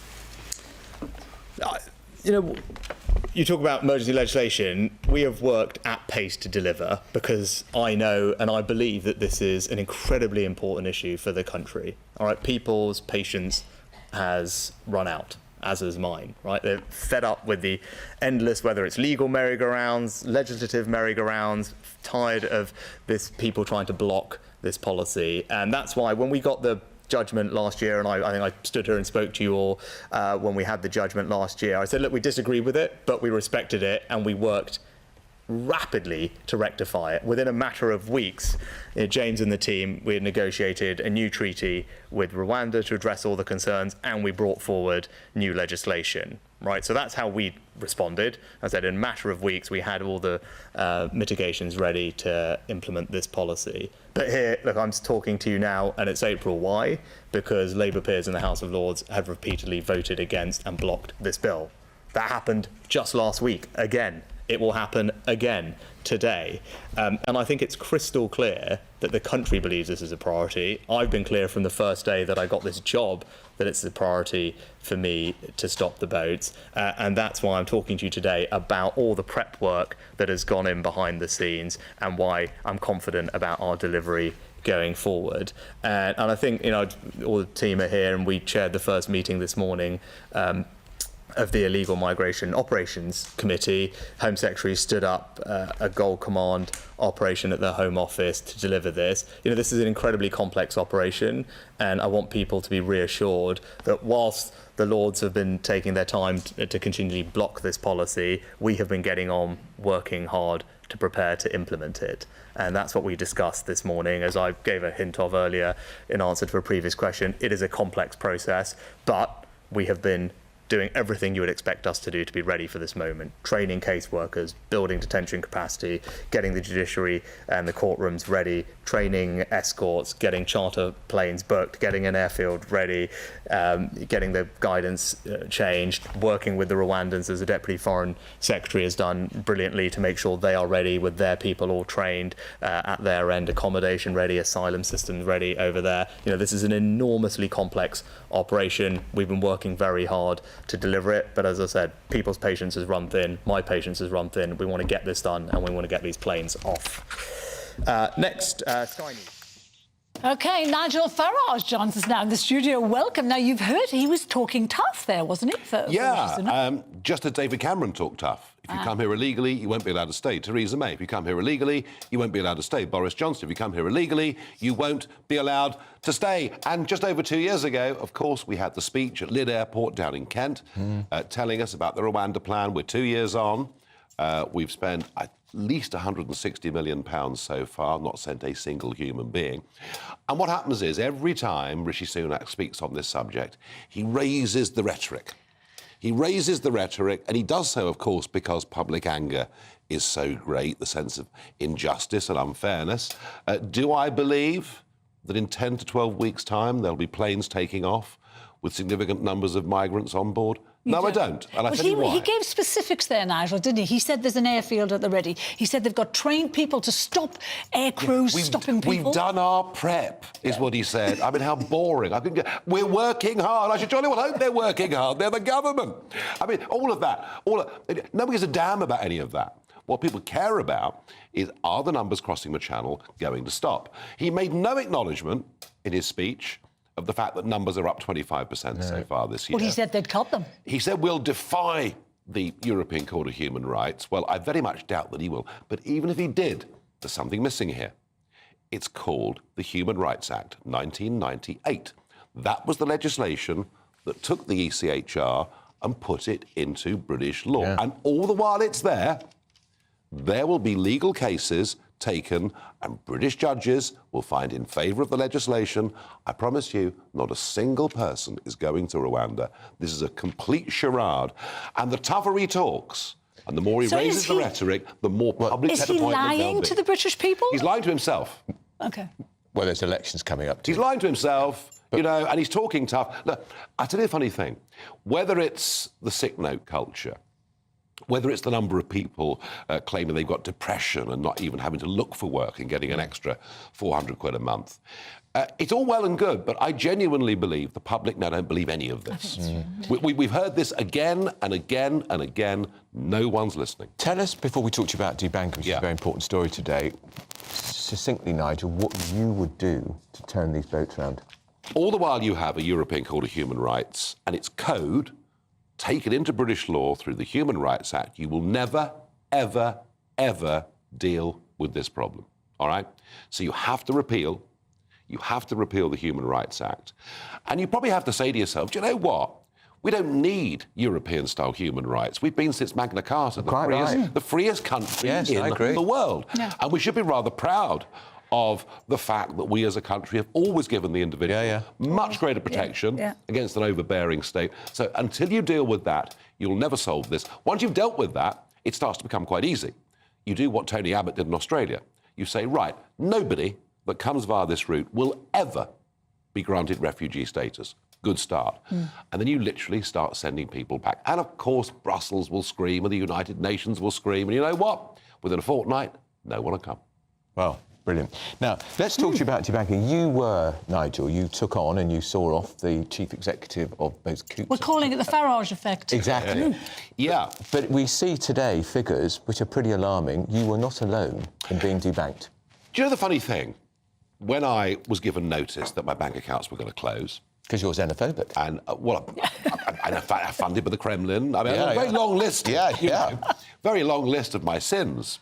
So much so that employees of the company said they wanted to push me out of a moving car. Lovely people. What was interesting about it was, I thought for a few weeks, do I say in public what's happened to me? Or do I just quietly try and find some resolution? Finding a resolution was difficult because I was refused by 10 other high street banks, which just shows you how deep this corporate woke culture has gone. But in the end, I went public, and the reason I went public was I began to realise it wasn't just me. This had been bubbling away for a long, long time, but no one likes to admit they've been debanked. If you're a company, to admit you've been debanked means it could affect your credit rating, could affect, how potential customers see you. On an individual level, it's a humiliating thing to do. So I sort of came out as being debanked because I knew that others would start to speak, and indeed they did. So what you've seen with these figures is a 44% increase in the number of people going in the last year to the Financial Ombudsman saying my account has been closed and this is wrong. But they're only corporates, though, aren't they? Is this companies or individuals? This is only companies. The figures that we've got are only for companies. What we don't know are the number of individuals who have gone to either to the Ombudsman or have put in subject access requests to their bank demanding more information. What is certain is that I've helped to lift the lid on something that is nothing less than a scandal. You think about this. 140,000 businesses were closed down last year by British banks. Now, even if a couple of thousand of them were crooks or money launderers, the vast majority wouldn't have been. And I generally believe in the free market. I don't want government to interfere. I don't need regulation. But in the modern digitised age, having access to a bank account is just the same as water and electricity coming into your house. It's a human right. On what basis are they closing companies down? On what basis? Most of it is to do with money laundering regulations. So we have a whole series of Brussels directives that were transposed into British law, and it means banks and others are terrified. So let's say, for example, you're running a business, I don't know, that business turns over £9,000 a month. If suddenly you get a gigantic order and £20,000 comes into that bank account... So you've done well, maybe? An alarm bell goes in the bank. An alarm bell goes, you're then asked a series of questions, the costs of compliance are huge, and the same for personal accounts. Say you've got an old Harley Davidson sitting in the garage and you sell it for £4 or £5 grand, and that money goes into your bank account. Again, alarm bells start to ring, Are you a front for a Colombian drug ring, or whatever it may be? And the problem is this, the legislation is so onerous that the compliance costs of the bank in checking all this out are massive. It's estimated by Forbes that for every £1 of laundered money recovered in the UK banking system, the compliance cost is £100. Good Lord. So it's easier for the bank to say, do you know what? We haven't got the man out. We're shutting you down. Close the accounts. And basically they're shutting businesses down because... So at the root of this, this are a series of European Union money laundering directives, well-intended, but of course in this country carried out literally to the letter of the law. And what we need to do is to simplify that regulation. Didn't you tell us with Brexit, Nigel, that all these EU directives were going to vanish? I told disappear and to be scrapped? No, that was Boris Johnson and people like that. What I told people in the referendum was that with Brexit we would have the opportunity to do these things if we had the will and the wit to do so. And sadly, we haven't. And I talked... As yet. I remember the last time I spoke to Kemi Badnock, who is business secretary, she said, we have got rid of hundreds and hundreds of regulations. She said, not enough. No, and because there are so many thousands of them, and we can see the City of London, the Stock Exchange, in quite serious decline, yet we still charge stamp duty on share transactions. We see, in many, many ways, our biggest industry, financial services, is not flourishing. in the way that it could be and should be. Brexit was a big opportunity. And yet another one, I'm sorry to say, that a Conservative government that said it believed in it got an 80-seat majority, but saying they believed in it just haven't... Do you know what? I'm not sure they ever did. And the irony, there was a poll last week, Lord Ashcroft's poll showed that Labour are more trusted to deliver Brexit than the Tories, and yet Labour is led by Keir Starmer, who led the campaign for a second referendum. I know. And look, I think, you know, I'm absolutely certain that when it comes to financial market regulations, Labour will be the same, if not slightly worse. When it comes to the tax burden, they'll be the same, if not slightly worse. And I get all those arguments. If I had John Redwood on the show a few months ago, I said, John, why should we vote Conservative? Because Labour will be worse. Sorry, boring. Just not enough. It's not enough. Just to be, vote for us. Look at the... You think we're bad? Have a look at the other lot. I mean, this is not very inspiring. It's not a great narrative, is it? And we could be... I have a hunch at the minute, with the way things are going, that the turnout at this general election will be way back to what it was back in 2005, when it barely touched 60%. I just sense a bigger level of absolute disenchantment with politics. I also think the sort of man-in-the-pub conversation is, what's the real difference? But also, I think the people who are Tories don't want to vote Labour, so they just won't come at all.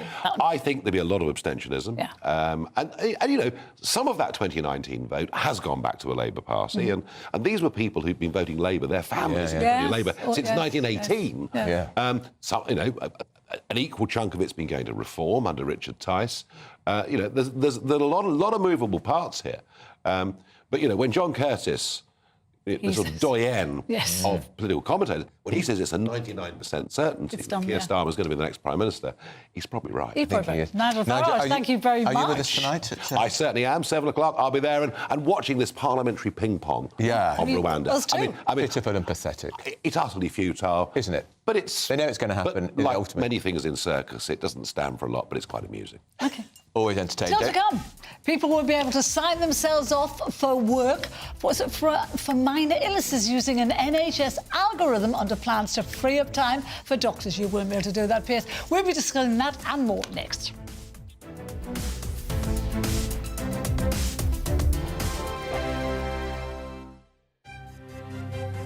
GB News Breakfast. Every day from 6 a.m. The Princess of Wales is now officially the most popular royal. This is a YouGov poll that found that over 75% of people have a positive view of Princess Catherine, with Prince William only slightly behind his wife at 73%. Cameron Walker, our royal correspondent, is here with this one. But what would you read into that, and as to why? Well, I think it's hardly surprising. Since the start of the year, the Princess of Wales's popularity is up 6 points with the British public, according to this YouGov poll. And obviously, at the start of the year, she went into hospital for abdominal surgery and has subsequently been diagnosed with cancer and is undergoing surgery.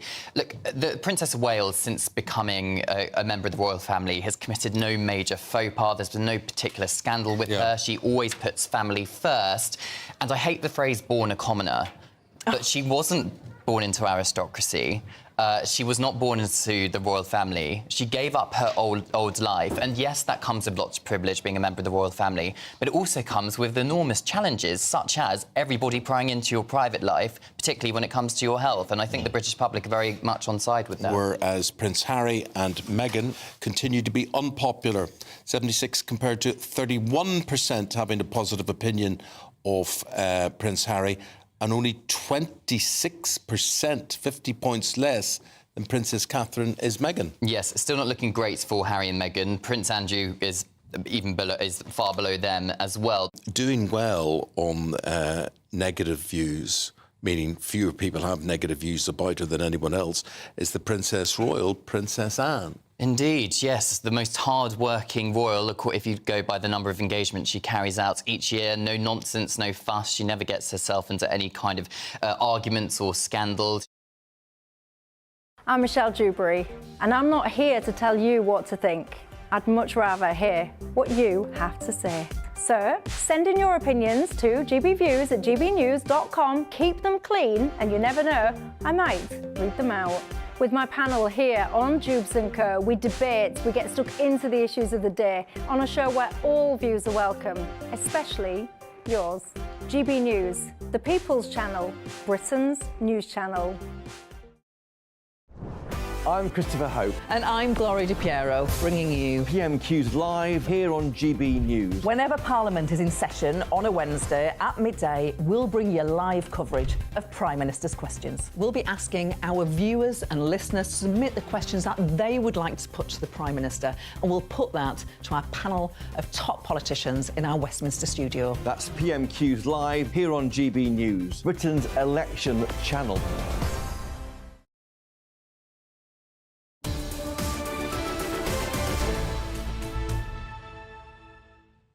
11:22 with Britain's News on GB News with Andrew Pearce and Karen Malone. Hello, I'm just reading all the views here. We've got coming in. We've got lots of this. Paul says these pro-Palestinian marches cannot be policed safely to large crowds. They should be restricted to less people and with less frequency. Gemma says it would have been much better to have said, what's it say? Identifiably. Jewish. Can you read English? It's clearly not. It still would have been a problem, but it would have been better. I don't understand that one, Gemma. Anyway, Dave says the police don't have an anti-Semitic problem. It's clearly a problem being police and enforcing the law. The panel is back. Emma Wolfe and former Labour advisor Matthew Larser. What are you going to talk about? What is this sick note culture? Yes. This is Emma's story. Well, this is Rishi Sunak. I thought he was going to crack down on people on benefit, people living on universal credit, all of that. Last week. They're now announcing that patients are going to be able to sign themselves off. Basically, you log onto an NHS algorithm, and you know that NHS has a great record on electronic records and data and all of that. Anyway, you're going to be able to sign yourself off for short-term illnesses via an algorithm online, and they think that is going to cut the amount of people. Now, we don't call them sick notes, we call them fit notes. Oh, really? We now have around 11 million issued every year. This is double the number in 2015, so we have a major problem, people signing off. And then last week they announced GPs wouldn't be signing off their own patients. It becomes conflict of interest. They can't be objective. How could you ever get to see a GP anyway? You can't, exactly. This is a loony policy. They're all over the shop. This is the loony policy because more people than ever. It will make it easy to sign yourself. So the algorithm will ask you about your symptoms. Call me cynical, but I think if you are wanting your fit note to be signed off as a sick note, you know what to say. There'll be YouTube instructional videos on how to get one before 5 minutes is out. 11 million to 50 million. It's to free up doctors' time. Yeah, I don't like to defend the government, but I think the idea, as Emma says, is it's to free up doctors' time because this isn't for long-term sick notes. These are for the ones for a week. So you know when some employers, if you've got flu or whatever and you're off for more than a day, then you have to get a piece of paper from the GP. The idea is that the algorithm will give it to you. Why can't you keep using the algorithm week in, week out? Because I think it doesn't. I won't feed into the benefit system, and anyway, it's going to be taken away from GPs. Although, as we know, they haven't got anybody to actually do these non-GP assessments, which is even bigger story. Do we have to free up for GPs? You know, they want to work 9 to 5. They don't want to see people only on Zoom. But their job is to assess people. Malone, the whole point. This is all wrong-headed. Why are they devising systems to make it easy for people to sign off? We want to get people back to work. That's what they should.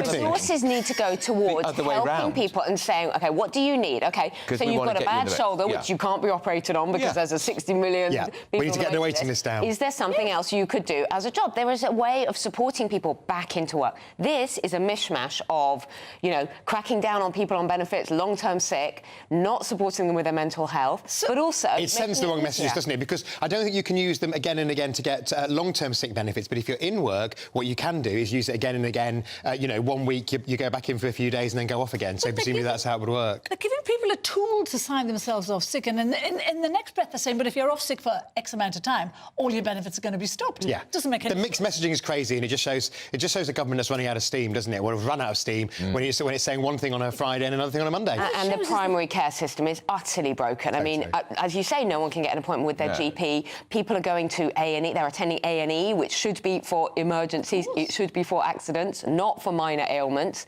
because they can't be seen by their GP. I mean, really, it needs a root and branch reform, the whole entire system, the whole NHS. Yeah. I'm very fed up about it. But we've got a story. Let's cheer ourselves up. Let's cheer ourselves up. Or not. Majesty the Queen, who I adored. Absolutely, We all did. We all did. But to mark her 98th birthday, as it would have been, the good people of Rutland, England's smallest county, clubbed together, very pretty county, clubbed together to unveil the first statue since her death. Well, let's have a look. Listening on the radio. Here's the unveiling. Unveiled by the Lord Lieutenant of the county. There it is. She's in sort of state regalia. Which is not how we No, and there's saw some her. nice little corgi dogs, and if we can get a little closer to her, it looks to me like... She looks nothing like the does Queen. not look like the Queen, I'm No. afraid. Sorry to rain on the parade. I think you said earlier, Carol, that it looks like Queen Victoria, and it does. It looks like a young Victoria. Yeah. And so it actually looks like some of the statues that we have in towns and cities of a young Victoria. So it seems to have lost a trick, really, for capturing that kind of sort of joy that she had and that kind of slightly sort of twinkle in her eye. If I was a tourist and came in and saw that, I would not know who it was. And apparently, I would have no idea. Apparently, the raison d'etre for doing her so young, she was at the peak of her powers because she was head of what was still a bit of an empire. Disintegrated. I would argue she was far more popular, more powerful, much later in her reign, because she'd become... And everybody loved the Queen. Yeah, she was the nation's mother, the most photographed woman on the planet. Yeah. I would have wanted to see her in one of those lovely outfits, which are always bright, with the hat. With the hat. And the handbag. And the unglamorous handbag. Hat and the handbag, which and has her got... court shoes. Yeah. I agree. We all remember her from sort of the age of 60 onwards, I suppose. That's what we're saying. But I quite like this statue, unlike you guys. I like it until I looked at the face, which to me, not only... It's sort of a younger body in this state regalia, and then the face just doesn't, to me, look like the Queen. Yes. And it's an older face. Yeah. It's a sort of middle-aged face. Sort of mismatch. There's a little bit of a mishmash, actually. People of Rutland are happy with that. And of course, these things, it's like people don't want to be rude, they want to be polite, but actually, you should say it as you see it. To the sculptor. That does not... It's interesting. Look, there's her face. Does that look like Queen Elizabeth II? In Richmond, they recently unveiled... I helped them unveil a statue of my great-aunt, Virginia Woolf. Yeah. And I felt the same. They'd raised so much money for the statue appeal. And it's Virginia Woolf on a bench, permanently, in Richmond. I'm sure lots of you have seen it.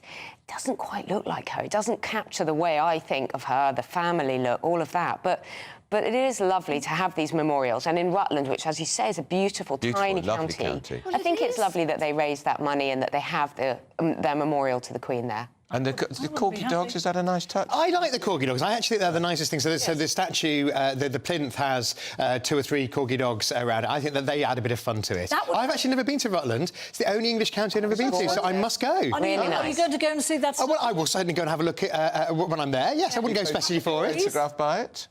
If I do, I will bring it onto the show. Yeah. We've got time for one more, Carol. Have we? OK. Very quickly. This is... no, we don't. We don't. I wonder what people think about that statue. If you're watching and listening, do you think it is a fair reflection of Her Majesty? I just don't think they got it right. Also, it's still to come. Yeah. Do you think veganism is stupid or wrong?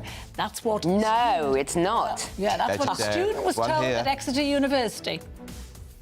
This is Britain.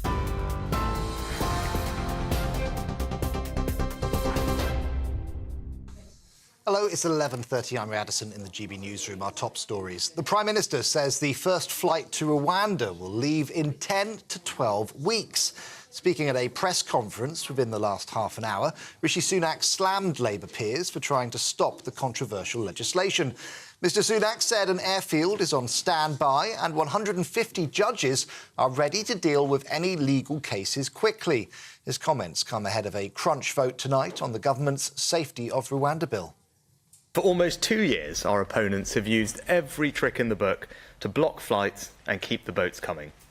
But enough is enough. No more prevarication, no more delay. Parliament would sit there tonight and vote no matter how late it goes. No ifs, no buts. These flights are going to Rwanda. We are going to deliver this indispensable deterrent so that we finally break the business model of the criminal gangs and save lives. Well, Rishi Sunak says Met Police Chief Sir Mark Rowley has his confidence, but that he needs to rebuild trust with the Jewish community. The Met Police Commissioner is meeting the Mayor of London today amid calls for him to resign over his force's handling of protests. That's after an anti-Semitism campaigner was described as openly Jewish and threatened with arrest at a pro-Palestine demonstration. Sir Mark Rowley will meet members of London's Jewish community, including the Board of Deputies of British Jews. Thames Water is warning that bills could skyrocket by more than 40% as it puts forward an investment plan amid a funding crisis. The troubled water company has proposed an increase in spending worth £1.9 billion to treat sewage spills and chronic leaks. Communities Secretary Michael Gove has previously said that customers mustn't be forced to cover the costs of the company's mismanagement. Well, for the latest stories, you can sign up to GB News alerts by scanning the QR code on your screen or go to gbnews.com/alerts.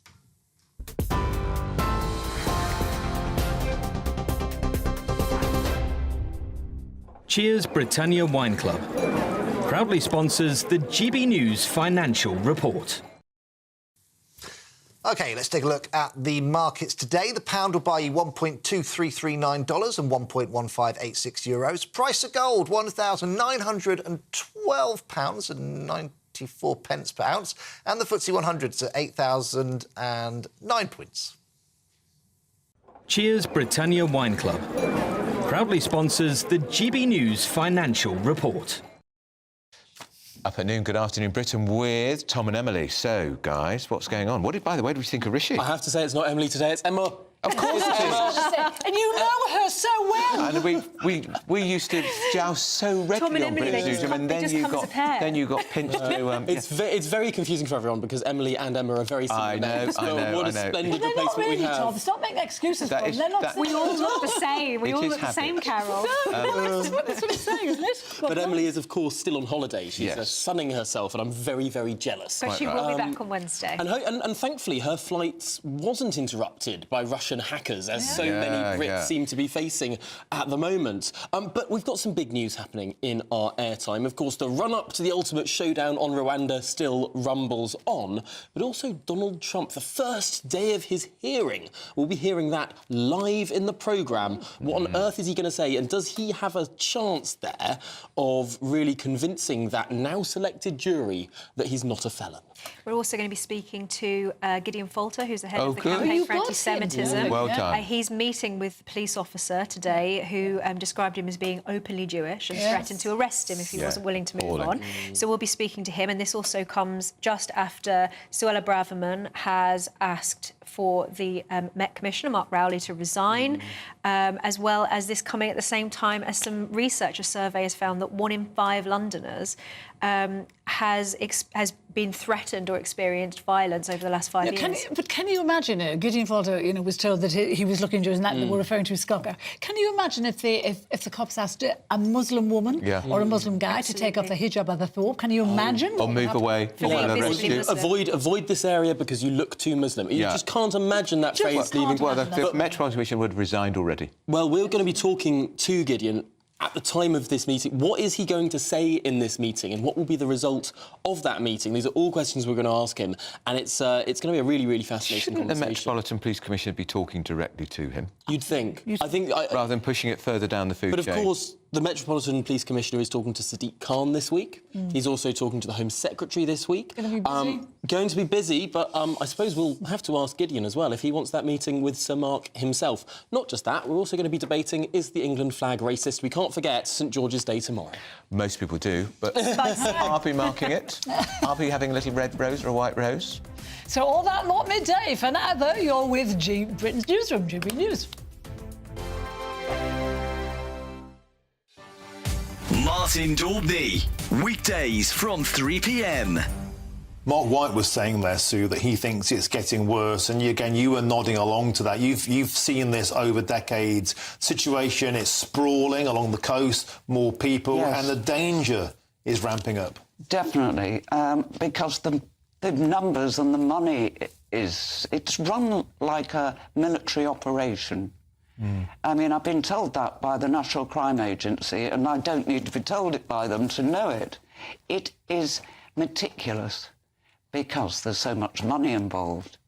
So they're marshalling migrants here, the gangs, they're controlling the gangs, and there will be a kingpin.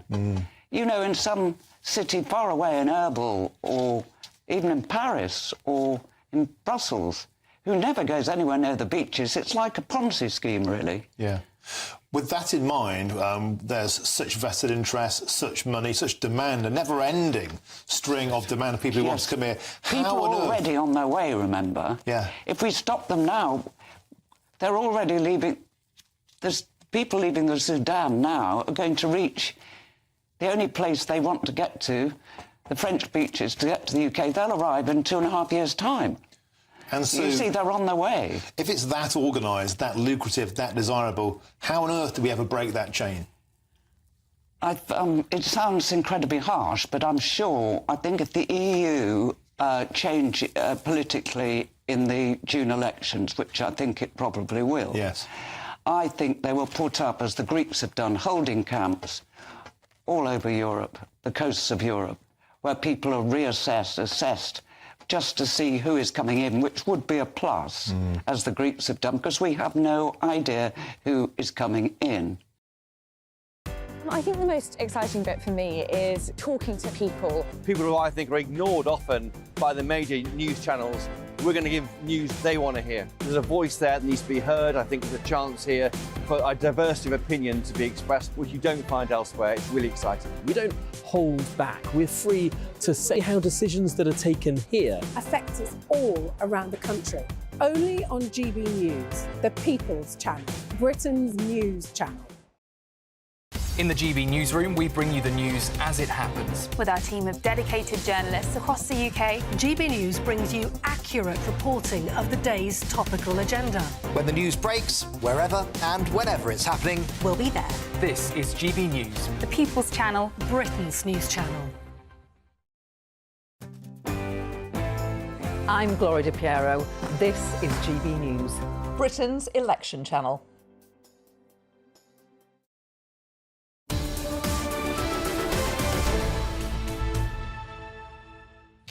It's 11:38 with Britain's News on GB News with Andrew Pearce and Carol Malone. Lots of people getting in touch, I think. Yeah, I've got. Yeah, this is on the NHS sick note story. Mike says signing yourself off for legitimate sickness could work as long as employers monitor excess historical sickness.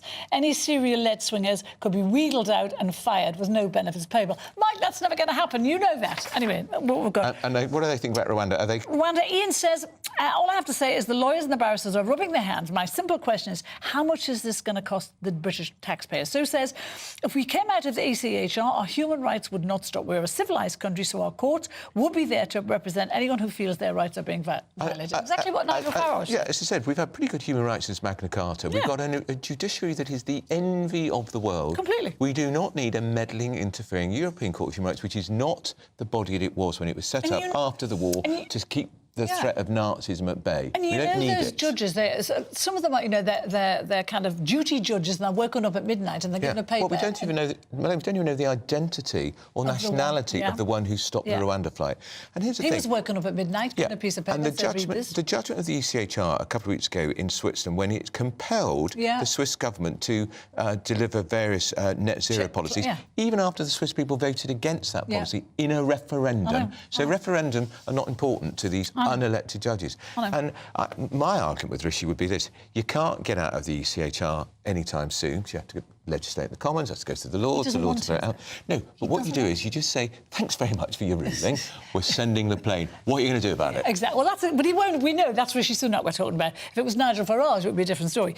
Anyway, we're going to, we've been talking about this blood scandal. In the 70s and 80s, people were given infected blood, and it was a policy that there wasn't enough fresh blood, so they started to make plasma, and blood had been given by people with AIDS, prisons in America, with terrible diseases, sex workers were giving blood, all sorts of people, and this blood was brought over to this country, and children, 350 children were infected with this blood. There's terrible stories of how little babbies, 7 years old, were infected with AIDS. One little boy, he died at the age of 7, weighing what a 4-month-old baby would weigh. That's how ravaged his little body was. There are parents all over the country who are furious, and yet this government, it's not this government's fault, as you said before, because it wasn't them in power. But it started in the 70s. This government and subsequent governments have failed to not only to apologise for what's happened to these poor families,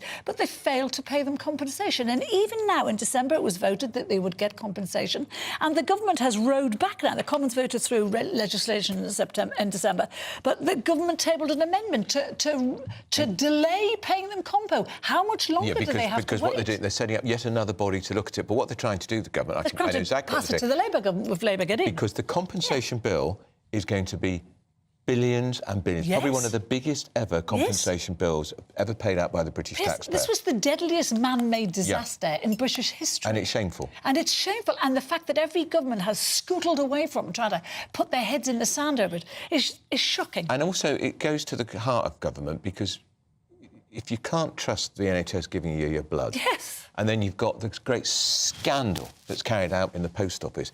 It shakes people's faith in our institutions. No, it's true. That's the problem. And the people kind of affected by this, well, most of haemophiliacs who were sick anyway. Yeah, so no. all this did was make them sicker, and it killed many of them. Still to come, we are going to be talking to Robert Ivinson, who was pulled in front of a disciplinary committee, you won't believe this, for saying in the privacy of his own room at university that veganism is stupid. He said it was stupid, yeah, I know. Yeah. Has the world gone completely mad? We think it has. You're with Britain's Newsroom on GB News. The time is now 7:43. In the GB Newsroom, we bring you the news as it happens. With our team of dedicated journalists across the UK, GB News brings you accurate reporting of the day's topical agenda. When the news breaks, wherever and whenever it's happening, we'll be there. This is GB News, the People's Channel, Britain's news channel. Join me, Neil Oliver, every Sunday night at 6 p.m. on GB News. And if an hour is not nearly enough for you, go to gbnews.com for special extended episodes online every Friday at 9 p.m, where we can truly get into the nitty-gritty of what's going on. GB News, Britain's news channel. If you want your news to be straight talking... This is a nightmare for the Conservatives again. Down to earth. It's not just Nottingham where this is happening, is it? And most importantly, honest. Hard-working, middle-class taxpayers, they'll get their book thrown at them. They catch me, Martin Daubney, Monday to Friday, 3 till 6 p.m. on GB News, Britain's news channel. Every Saturday, 10 till 12, we'll bring you all of the news that you need to know. We'll also remind you that there is so much to smile about. It's my favourite time of the week. I get to relax, enjoy some light-hearted stories, and let Ellie teach me about fashion too. That's Saturday Morning Live, every Saturday, 10 till 12. Only on GB News, Britain's news channel. I'm Stephen Dixon, and thanks for joining us on GB News, Britain's news channel. Join me, Camilla Tominey, every Sunday at 9:30 when I'll be interviewing the key players in British politics and taking them to task. This report basically says that he's not fit to stand trial. With an upcoming election looming over Westminster, now is the time for clear, honest answers. I agree. And that's precisely what I'll get. Is he indecisive? Incompetent? That's the Camilla Tominey Show at 9:30 every Sunday on GB News, the People's Channel, Britain's election channel.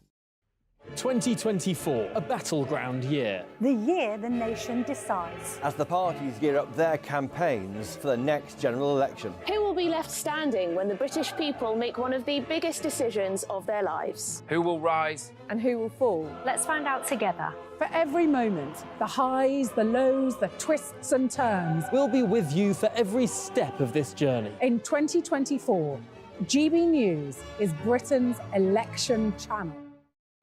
2024, a battleground year. The year the nation decides. As the parties gear up their campaigns for the next general election. Who will be left standing when the British people make one of the biggest decisions of their lives? Who will rise? And who will fall? Let's find out together. For every moment, the highs, the lows, the twists and turns. We'll be with you for every step of this journey. In 2024, GB News is Britain's election channel.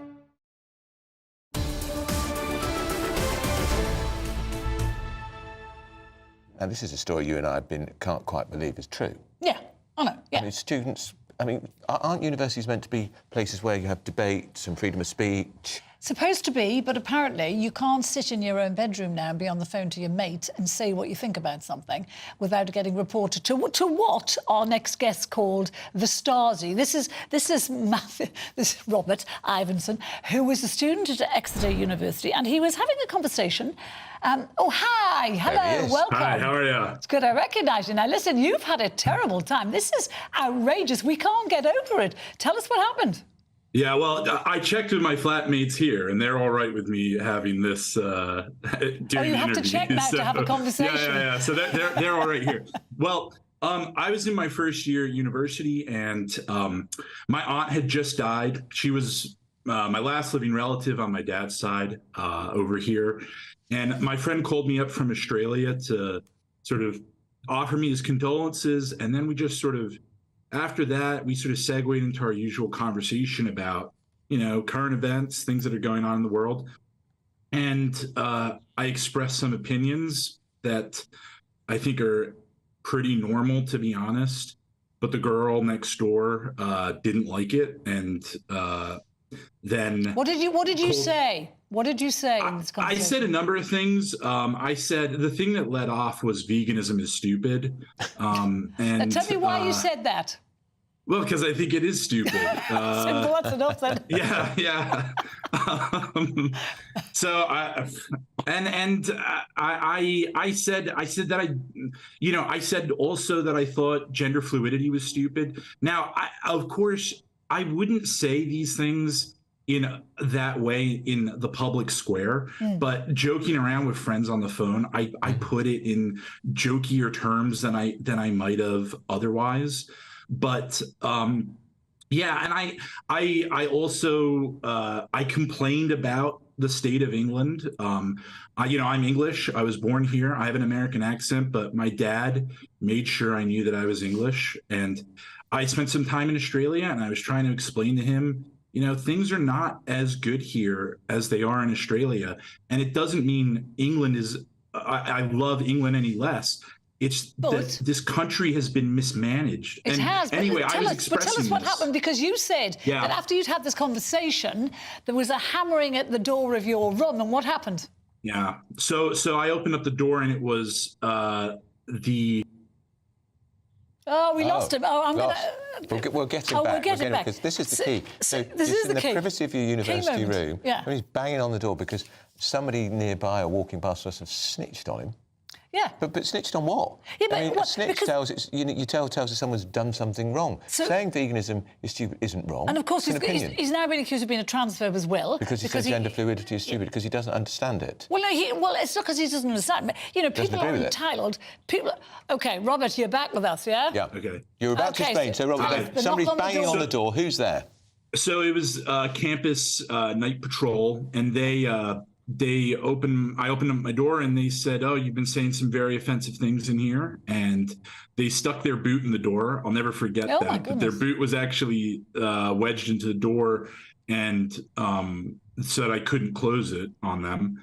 And I said, I'm sorry that I was making noise, but I'm not sorry for the things that I was saying. I can say what I want in the privacy of my own room. So you were hauled before a disciplinary panel, weren't you? Yeah, and it was quite jarring. The woman was very, very nice to me all the way up until she got me into the room and sat me down, and then flipped entirely. And she then just started reading off these accusations to me. I had no idea what I was liable for until I went into the meeting. They wouldn't tell me. They said, "You'll be told at the meeting." And as they read these things off to me, I couldn't process some of them. Some of them are just weird things, sentences that I don't say. I wouldn't say a sentence like that. And I said, "Can I read these accusations?" And they said, Robert, "No, who are the people read them." Who are the people who are on the panel? Who are they? University? These were two university employees from, I believe, the residents' side of the university. But I'm not entirely sure who they were now in retrospect. So probably not lecturers, not anything, people who ran administrative. No. So these are, in the scheme of things, these are people who shouldn't have any say in what you say and do. No. These people have no academic function, and what you'll find is at the university now, every year that goes by, there's more and more of these people, and they don't make the academic side of life easier for the academics either. It's just busy work.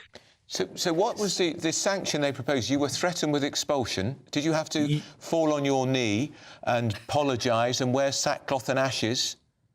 I didn't apologize, but I was put on sudden death, saying that if I did any minor infringement that normally wouldn't justify being kicked out, they could kick me out if they wanted to. I mean, this is outrageous. You say veganism is stupid, and you challenge gender fluidity. Why aren't you allowed to challenge that? The whole point about university, surely, Robert, is you're allowed in an open forum, never mind in the privacy of your own room, in a forum, you're allowed to disagree with ideologies, with the way people live. You're allowed to say that. Yeah, look, I like people with big ideas that are passionate about those ideas. I like talking to them. It's not about left or right. I like talking to anybody. What I don't like is the discourse getting shut down and people not being able to exchange views on these things that are very important, that are part of this ongoing sort of societal dialogue that we have about who we are and where we're going to go. And I think that this time that we're in right now is very significant, because we're trying to figure out who we want to be for the next generation. And I'm trying to take part in that discourse. Can we give you some advice? Stick to your guns, mate. And don't let the what's-its grind you down. That's Robert Iveson, who's had quite a spirited battle at Exeter University. Now, we did ask the university for a comment about this, but so far we haven't received a response. Odd that, isn't it? But we have had a couple of things on the Queen. Janie says, I like the statue of the Queen. It might not be the spitting image facially, but there's no mistaking who it's meant to be, and it's only right she should be in full regalia, showing her importance in the world, and especially this country. Oh, now Mary's cross was both of us. She says, stop criticising the Queen's statue. OK, so you don't like it. Go make a better one. Always negative. At least they've raised the money and had a statue to our late Queen made. So we got to shut up here, basically. Beauty's in the eye of the beholder. That does not look like Her Majesty. But this is about free speech. This is what we've just been talking about. We can say we don't like it. Exactly. I'm sorry, I don't like the statue of the Queen at all. But there'll be many more, I'm sure. But well done in Rutland, because they've got the first one. Yes, they have got the first one. And the corgis are very sweet. And we love the Queen. We do. That's it from Britain's Newsroom. Up next, of course, it's Good Afternoon Britain with Tom and Emily. We'll see you tomorrow. See you tomorrow. The airport has been put on standby. The planes have been chartered, and over 500 individuals are now prepared to make Rwanda work. Could today be the day it finally passes Parliament? And we're going to be speaking to Gideon Falter, who's having a meeting today with the police officer who threatened to arrest him, calling him openly Jewish. Should Mark Rowley, the Met Police Commissioner, resign? Also in our airtime, the beginning of the Trump trial. Could the former US president be convicted as a felon? All that to come and more.